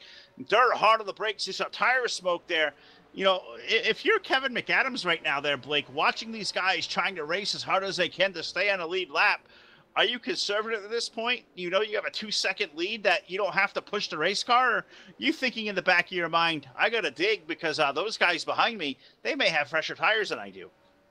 Well, I was just actually going to point that out. It looks like Kevin McAdams definitely not sliding it as much sideways as we saw him doing early in the race. So I think Kevin, he's not going slow. He's being smart about it, but he's definitely not running as aggressive as he was possibly earlier in the run. I know you got a 2-second lead on Taylor Morgan's, and with all these lap cars in front of you, it looks like Matt Durr not going to give up that spot just yet, as he's going to try to pass the lap car of the 83 Toyota of Noah Hart. You know, you can play a little bit and save a little bit because you know those guys behind you got to really dig to try to catch you. It looks like he almost got into the back of the 92 there. But, yeah, Taylor Morgan's starting to run it down. That interval is close to 1.72 seconds. It was about 2 seconds a lap ago. That lap traffic's starting to slow up our leader.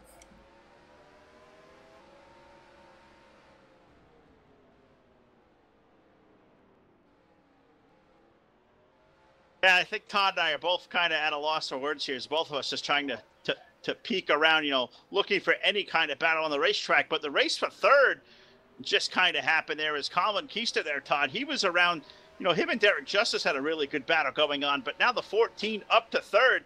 But if you look, now the interval between our race leader McAdams and second place Taylor Morgan's, it's 1.4. Kevin having a little bit of trouble passing the 92 of Matt Durr, who's racing hard, trying to stay in a lead lap.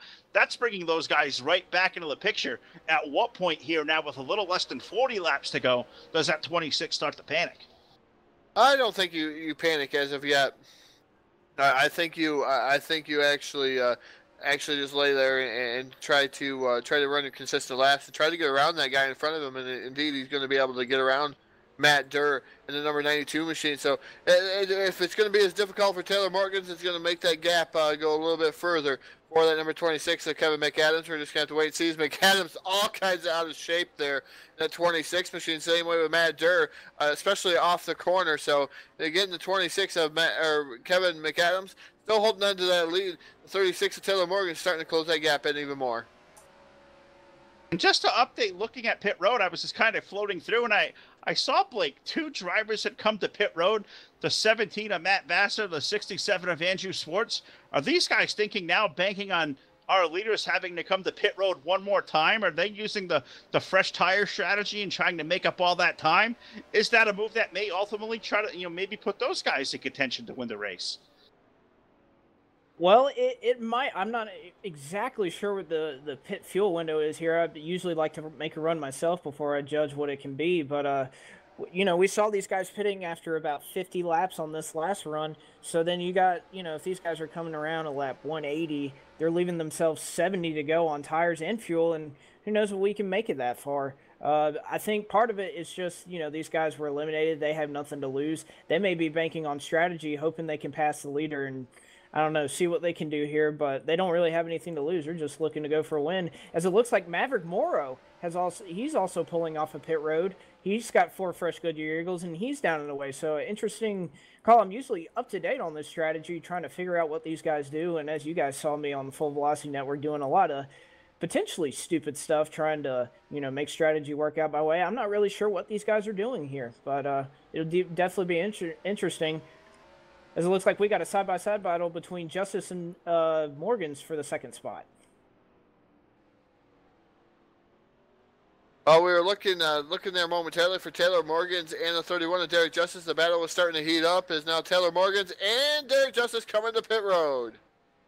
Yeah, the 36 and the 31. What is your favorite treat? Is it Kit Kat or is it Baskin-Robbins ice cream? Well, we'll let you guys in the chat box settle that, but they all come on pit road all together.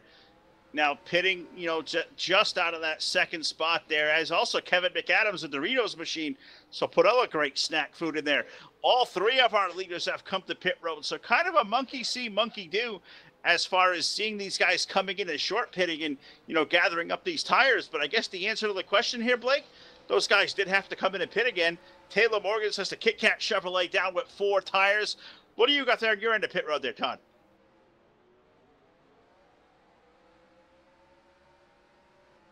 Well, you got Kevin McAdams in the number 26 Dorito sponsored machine. He took 4 tires. He was down in the way. I believe he just made it out in front of these guys. Well, see, I wonder. I'm kind of questioning Phil and Todd.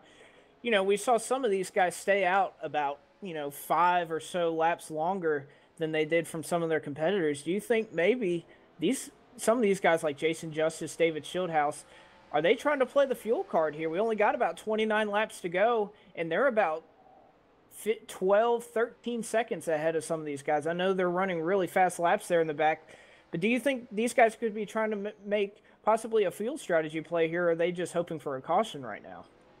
I think fuel strategy may absolutely play into it. I believe these guys could go as high to 75 laps tonight on a tank of fuel, so naturally, I believe from their most previous pit stop, I gotta think they can make it from here as far as fuel goes. So thinking they probably have to stretch the tire wear out some, I think you can certainly back it up and, take care of your stuff. We know Jason hasn't been a guy up in the top 5 all night racing hard.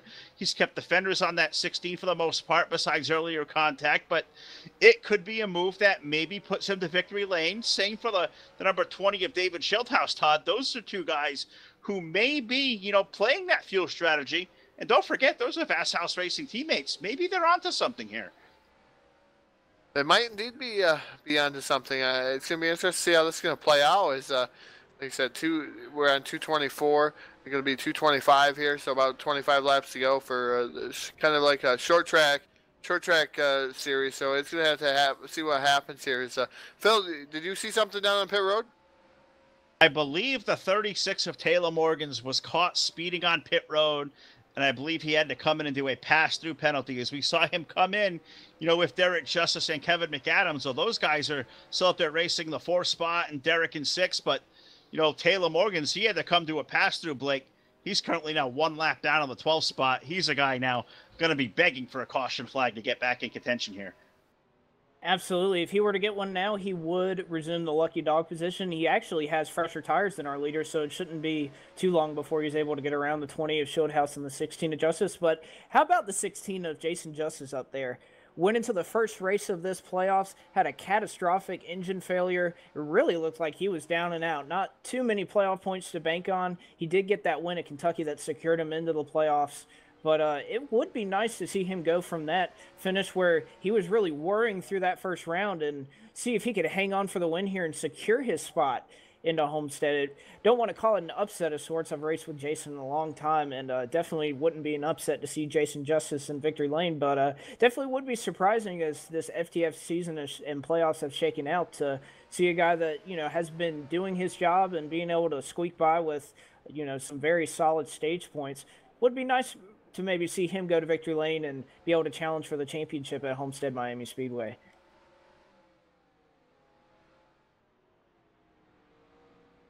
Yeah, and Jason Justice, Blake, is one of those guys, so one of the 8 drivers coming in tonight, racing for a championship, of course, round number 1 of 3 of the SRA Round of 8, but Jason Justice, of the 8 guys eligible, he comes in 8th in the standings, 41 points back, but he's only got 10 playoff points, coming into tonight. So going out there, playing the strategy, rolling the dice here now with 20 laps remaining, that may have been his best chance so far there, Todd, to win a race. So I like the play here. He's got 2.8 seconds back to David Schildhouse, so don't think, that's a contender there as far. I think those 2 guys are probably saving fuel.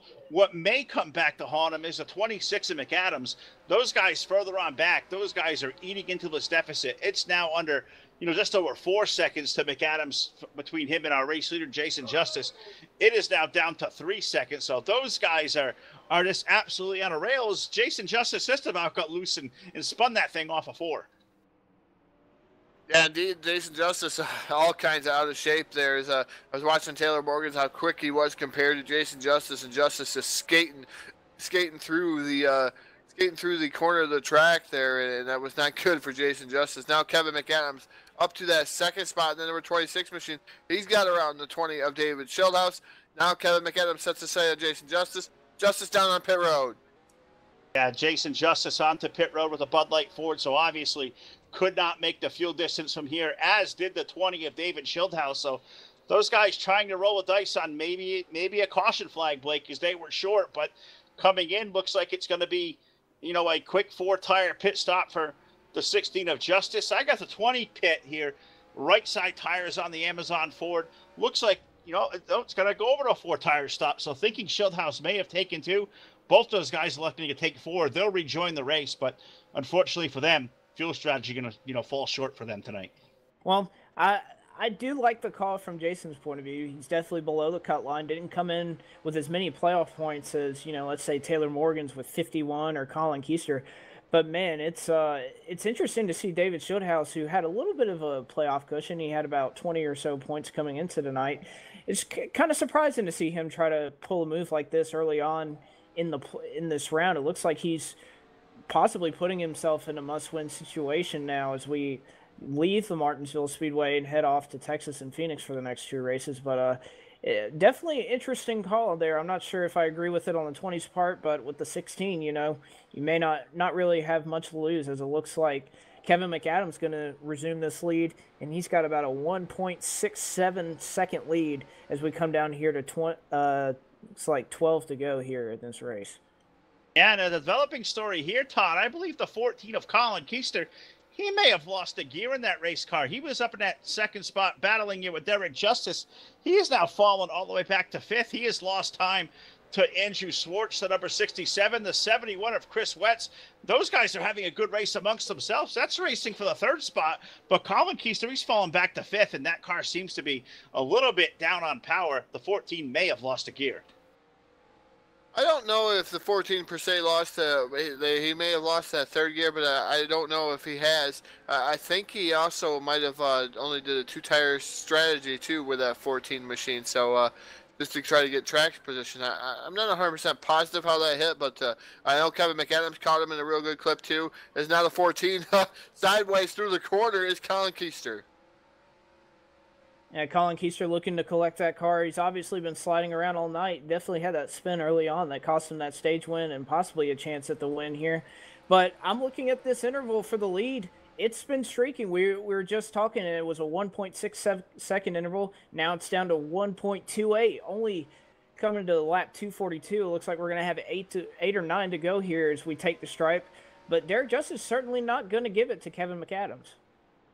Down to 1.19, it looks like he's catching him about a 10th a lap. That may be good enough to possibly have a Denny Hamlin huge send into turn 3 and see if he can't put himself to Homestead here.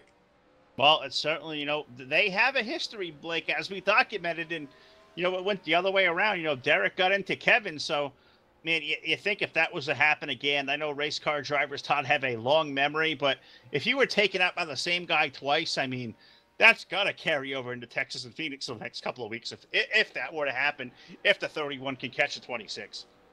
Yeah, if he could catch the 26. And it looks like Colin Keister's around on the front straightaway. It may have been a self-spin. Not sure if it's going to bring out a yellow here on the speedway. But Colin Keister, it looks like he may have had a rear tire go down as he spun it. And then has spun it twice. Yes, he's on the curb again onto turn 1. It looks like he has some type of tire failure on that 14 machine. Again, Colin Keister slowing up the traffic here, but we still remain green. Justice has cut the interval down to a second here with 6 to go. No yellow is now the 14 of Colin Keister around on pit road and driving backwards on pit road. It's the 14 of Colin Keister. That's a questionable call for him. I'm not sure what's going on with him. It seems like he's just a little upset with himself.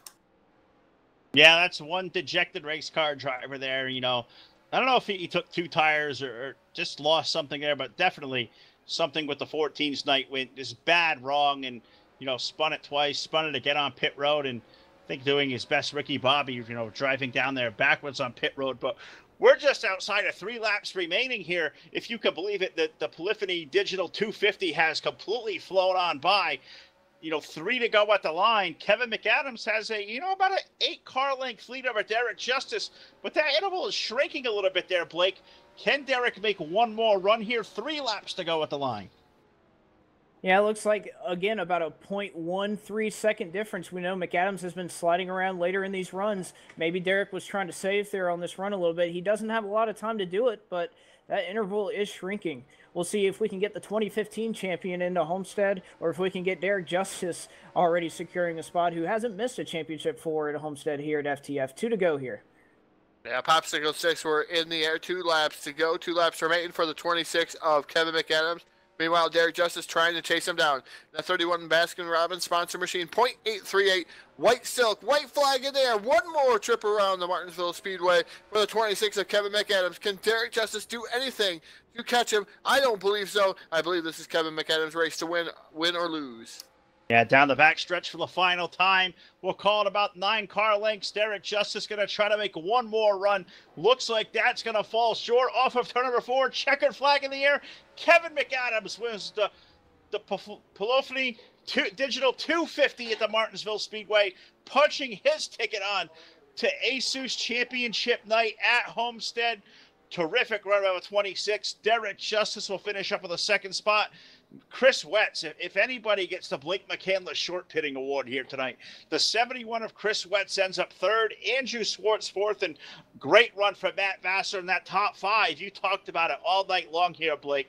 That short pitting gaining you time. Well, all 3 of those guys, 3 through 5th, they were on that same strategy, and that paid off. Terrific top 5 finishes by that whole group.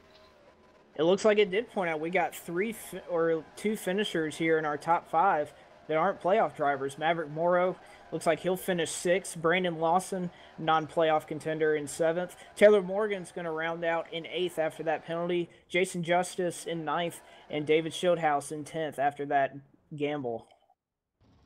11th, Matt Durr. 12th will be Robert Bockham.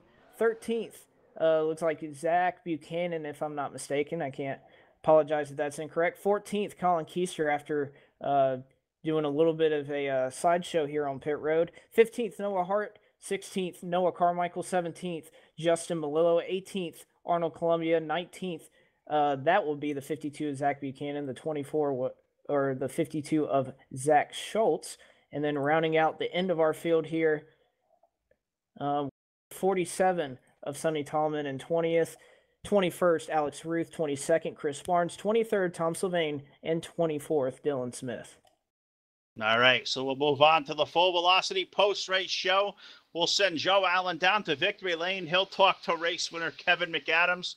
You know, we'll send Todd, down to see, see if Todd can't talk to our runner-up finisher, that being Derek Justice. I was going to send Blake down to the 71 of Chris Wentz, but it sounds like by way of communication, I don't think we can talk to the 31. I mean, the number 71 of Chris Wentz. So that's highly unfortunate. But we'll let Chris off the hook here and congratulate him on a 3rd place finish. Unfortunately, he's got no mic, so unable to communicate with us, over the airwaves. But we'll congratulate him on a podium finish. But Blake, I'll throw it to you. You got to be happy with that run for him. One of those guys that probably gets your short pit award tonight. Absolutely, Phil. Again, I mentioned from the very beginning, really liking the strategy call, having to be a bit bold hit there with that engine damage, and it looks like that's going to work out for him. That's his another top 7 finish. He's been very consistent here, qualified 3rd, and found a way to finish up here in the 3rd spot. So congrats to Chris Wetz, who probably the definition of survive and advance here through this playoffs. He's been right there where he needs to be, and definitely a good showing here for the 26-year-old out of New Braunfels, Texas. So it looks like I'm going to throw it down to, looks like, our 2nd place winner, which is the 31 Baskin-Robbins Ford of Derek Justice.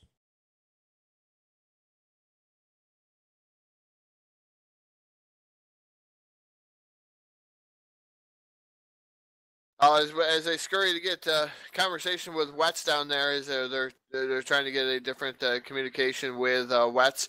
But I'm down here with tonight's 2nd place finisher. Another good points run, another podium finish for the 31 Baskin-Robbins sponsor machine of Derek Justice. Derek, phenomenal race here tonight. You led some laps. You finished 2nd here tonight, just a little bit short of picking up the win here tonight. But you top 3 were pretty much equal all evening long.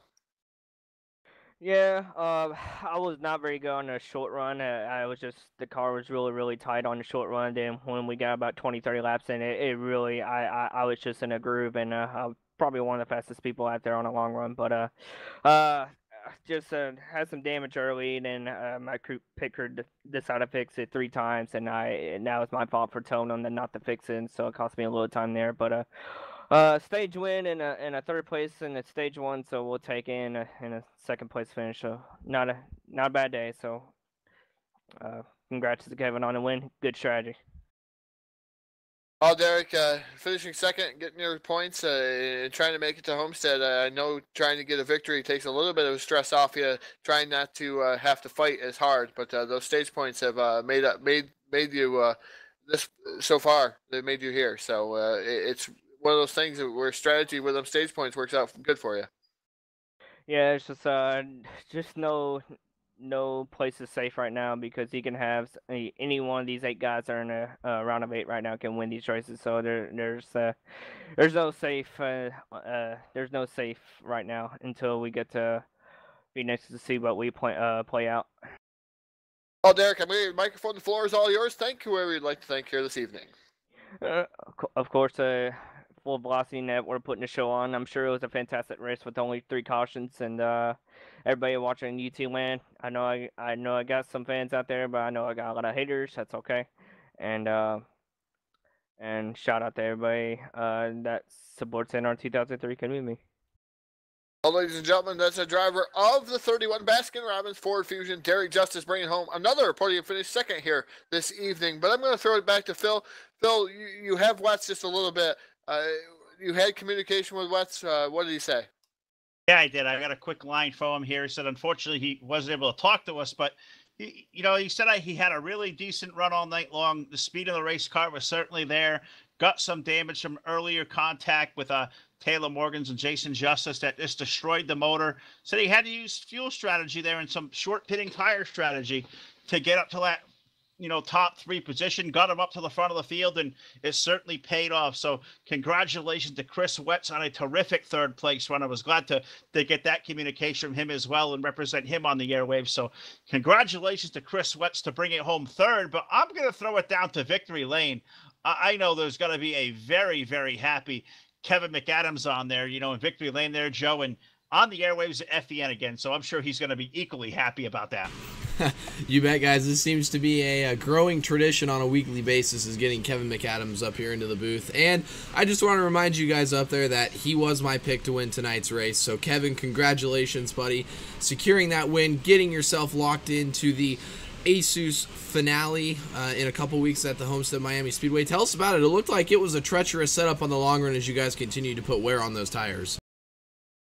Yeah, it was crazy out there, especially about halfway through the run. I do appreciate that you made a smart decision and picked me for tonight, so I want to give you a quick credit for that. But yeah, long runs were huge as far as keeping the car underneath me, and I'm sure you guys saw. Not easy at all. Long run speed was very important, and it took a lot of talent for the whole field to have a green flag run like that. I'm very proud of everyone. I'm proud of the clean racing we've had all playoffs series long. It's a testament to everyone that runs here that we can have the best racing and we can have the cleanest racing as well. But a great race. Yeah, it was crazy. It was crazy. A lot of fall off. About a second of fall off through a run, and if you didn't do it carefully, you could blow a right rear tire. And I almost did, and it was very fortunate of me to get in the pits when I did. Yeah, and you talked about it earlier as far as the testament to all the guys out there. The initial scheduled distance for this race was supposed to be 200 laps, and you guys made the decision to raise the bar to add an additional 50 laps onto the end of this thing, and I think that really helped as far as the strategy calls goes, and some of the differing strategies we saw by a lot of the competitors out there that took a guy like Chris Wetz, who blew a gear, or I'm sorry, had motor trouble early from an accident, and allowed him and a guy like Andrew Swartz to get up there and battle it out for a top 5 finish, and then you going out there on strategy to pit a couple laps earlier than some of the other leaders to really solidify yourself out there with a little bit of a gap to to really build to build with and be able to manage while you were out there out front, waiting for guys like Derek Justice and Colin Keister before he had his troubles to kind of get out there and possibly give you a run. So congratulations again, buddy. That was awesome to see you go out there and do that, and I'm sure you're super excited to get to Homestead now. Yeah, it was real tough, real excited, but it was real tough to make a call like that, just because the risk reward is so huge at a place like Martinsville. I could go from being in the top 3 for the whole race to being 2 laps down and completely out of it. So just circumstances that my right rear was a little bit worn. I had to come in. It worked to my favor, and with a lot of the lap traffic, it was a lot of give and take to be aggressive here, to wait here. For example, Matt Durr he's racing for an owner's championship, and he had to race his ass off, and he had every right to race for that spot. It was tough to get around him, but you know what? We ran clean. We kept the gap, and of course, in that last run, I was basically waiting to see when the guys behind me would pit. I saw Colin pit a lap sooner. Unfortunately, his left sides didn't get changed on that final stop. So as soon as I got to him, it was easy street from there. But everyone else just followed suit with me, and I just maintained the gap, and I ran as clean as I could, and I pulled it off. I don't know how, but I pulled it off. And that's all that matters. You find a way to win when you need to, and you've now secured a chance at getting yourself an FTF Jones Cup Series championship. So congratulations again for your win here tonight at Martinsville. This is no easy task winning in this series. You, of all people, know that more than anyone else. So congratulations, buddy. And as customary here, you know the tradition. I'm going to hand the mic over to you. The floor is all yours. If you have anybody you want to thank that may be watching this live right now or may watch back the archive of the broadcast, the floor is all yours, Kevin. Well, yeah, I just want to say to the competitors, this is the kiss of death. In 2015, I won this race to lock myself into the Final Four, and I won the 2015 championship. So that just puts a notice on everyone that it's time to really play. I'm going to go for wins from here on out. I've been a little bit more conservative, trying to points race my way into the Final Four, but that's no longer the case. So I'm really proud of everyone for their efforts tonight, and I'm proud of everyone for being clean. But it's go time for everyone, including myself. So I'm just putting the likes of Colin Keister, Taylor Morgans, Derek Justice, Maverick Morrow, David Schildhouse, everyone that's in the top 8. Good luck and best of luck at Homestead. Alrighty, guys. Well, Todd, Phil, that was our race winner here this evening, Kevin McAdams. Once again, congratulations to him on his win tonight from all of us here at the Full Velocity Network. We look forward to seeing him in Homestead battling for a championship. That's going to be a very, very fun event that we're going to get to cover. We're going to see quite the battle heating up now over the next 2 weeks. Guys like Taylor, who were pretty much, with the playoff points that he's established throughout most of the year, he had a sizable, comfortable lead. But a guy like Colin Keister, a 14th place finish, 4 laps down, that could definitely shake up the point standings. So I know you guys have caught up with the league administrator, organizer, operator, CEO, whatever you want to call him, the man behind everything that happens here at FTF, Justin Malillo. So I'm going to throw it back up to you guys for the booth for our weekly points update. All right, well, it is that time again, Justin. We know by way of his win here tonight, Kevin McAdams will be one of the Final Four when we get to ASUS Championship night at Homestead. But how are we sitting as far as the next 3 guys in line, and where do these guys sit on the bubble right now as we head to Texas next week? Yep, Kevin is locked into our ASUS Championship 4 at Homestead with his win tonight. Really great strategy call on his end to pit earlier than everybody else. He got lucky that there were no cautions, so really good on his part. And I know he's looking forward to the Final Four because he won there last year live on DRTV. So Kevin really looking forward to that. Taylor Morgans, he had pit road penalty, I believe, at the end of the race. He was able to still scrounge an 8th place finish. He's 33 points ahead of the cut line. Derek Justice with his 2nd place finish tonight and his playoff points. He is 3rd. He's 24 points to the good. And even with his struggles tonight, Colin Keister was able to get enough points in the stages, and he's also able to use his playoff points that he's gotten throughout the season. He's 11 points still ahead of the final four cut, which means that our four on the outside looking in, the champ, David Schildhouse, is first out. He's the one 11 points behind Colin. Then Chris Wetz, who had an amazing third place finish here tonight.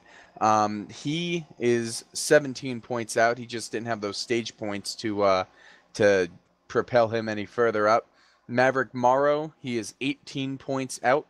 He had a pretty, average day. It looked like he was running around 6th to 10th place all day, so good for him. And then Jason Justice, he's bringing up the rear. He had the least amount of playoff points coming in.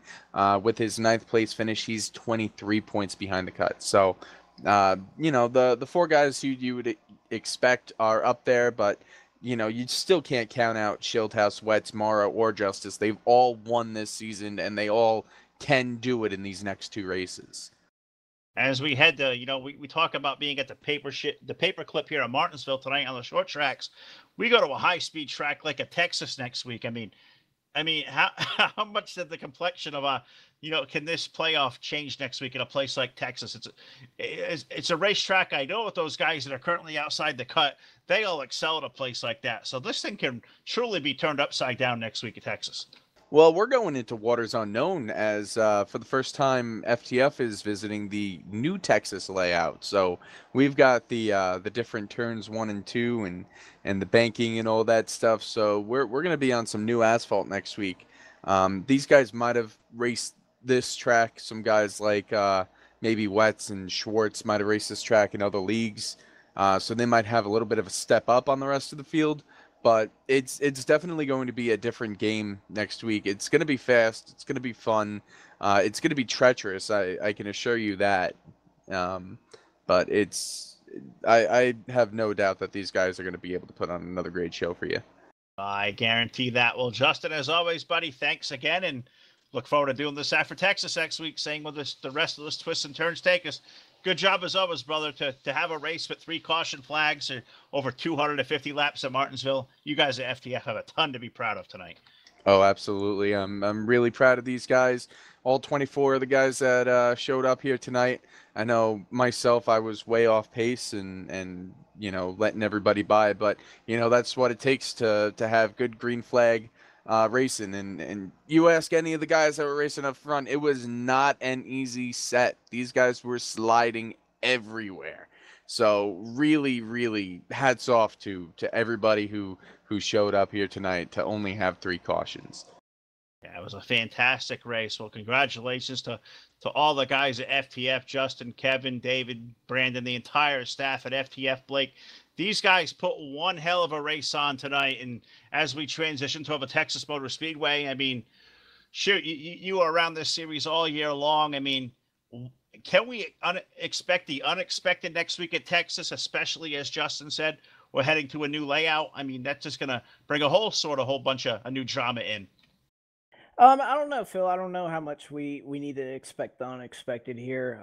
As he was reading off the playoff standings there, you kind of obviously know that McAdams, Justice, Keister, and all of them are up there, and it's putting these guys that aren't in the fold at a real disadvantage. And we kind of saw this in the first few rounds. If you don't have playoff points, you got to make something happen. These fields are 24 cars, not 40. So you have guys like Morgan's maybe get away with the pit road speeding penalty, finish 8th instead of maybe back in the 20s or so.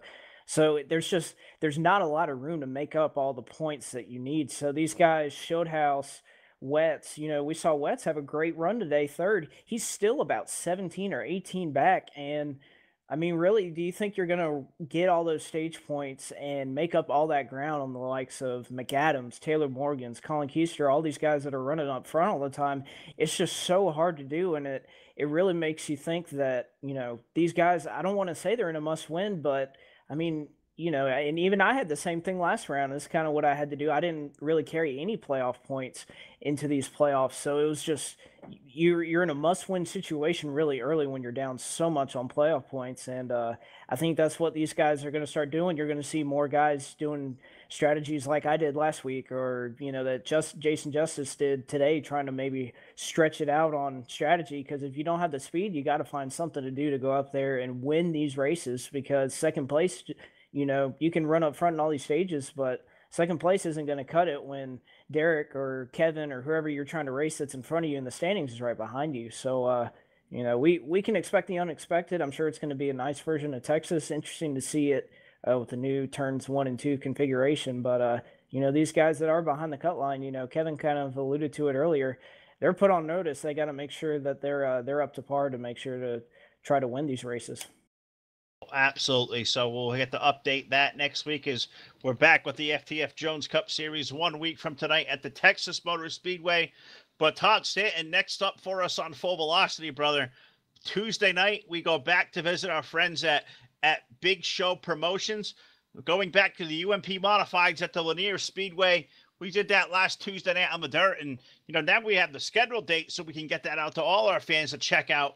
You want to see a unique looking broadcast and a very unique looking race and format, these guys need to tune in Tuesday night and check out the UMP Modifieds. That was a great time last week, and these guys are going to put one hell of a show on this week, I assume. Yeah, definitely for those guys. We're going back again Tuesday night. We're going to try Facebook Live, something new. Other than YouTube, we might try to simulcast both at the same time, but those guys want us to go Facebook Live. You're going to find us. We're going to splash the link around. You guys aren't going to miss the show. You still have a chat box to chime in, have fun. So it's going to be interesting, guys. I tell you what, Facebook Live, another new avenue for us. So, again, hope to see everybody out there in YouTube land. We certainly do. As the Full Velocity Network just continues to evolve and expand as, you know, iRacing becomes a big presence on our airwaves, just like NR 2003 is. And, you know, said next up back on the dirt Tuesday night. Be back here next Sunday night with the FTF Jones Cup Series for those loyal to NR 2003. Of course, our full schedule of events available at our website, fullvelocitynetwork.com, where all leagues out there and all racing formats can feel free to book your date now. We'd love to come over and showcase all the great racing you got. So until next time, we'll sign off for the night while we bring you the ultimate esport experience right here on Full Velocity. For Blake, for Todd, and for Joe Allen doing the great job in the control booth as always, my name is Phil Lacasse. We'll see you next time with another great installment back on the dirt Tuesday night, live on the Full Velocity Network. Good night.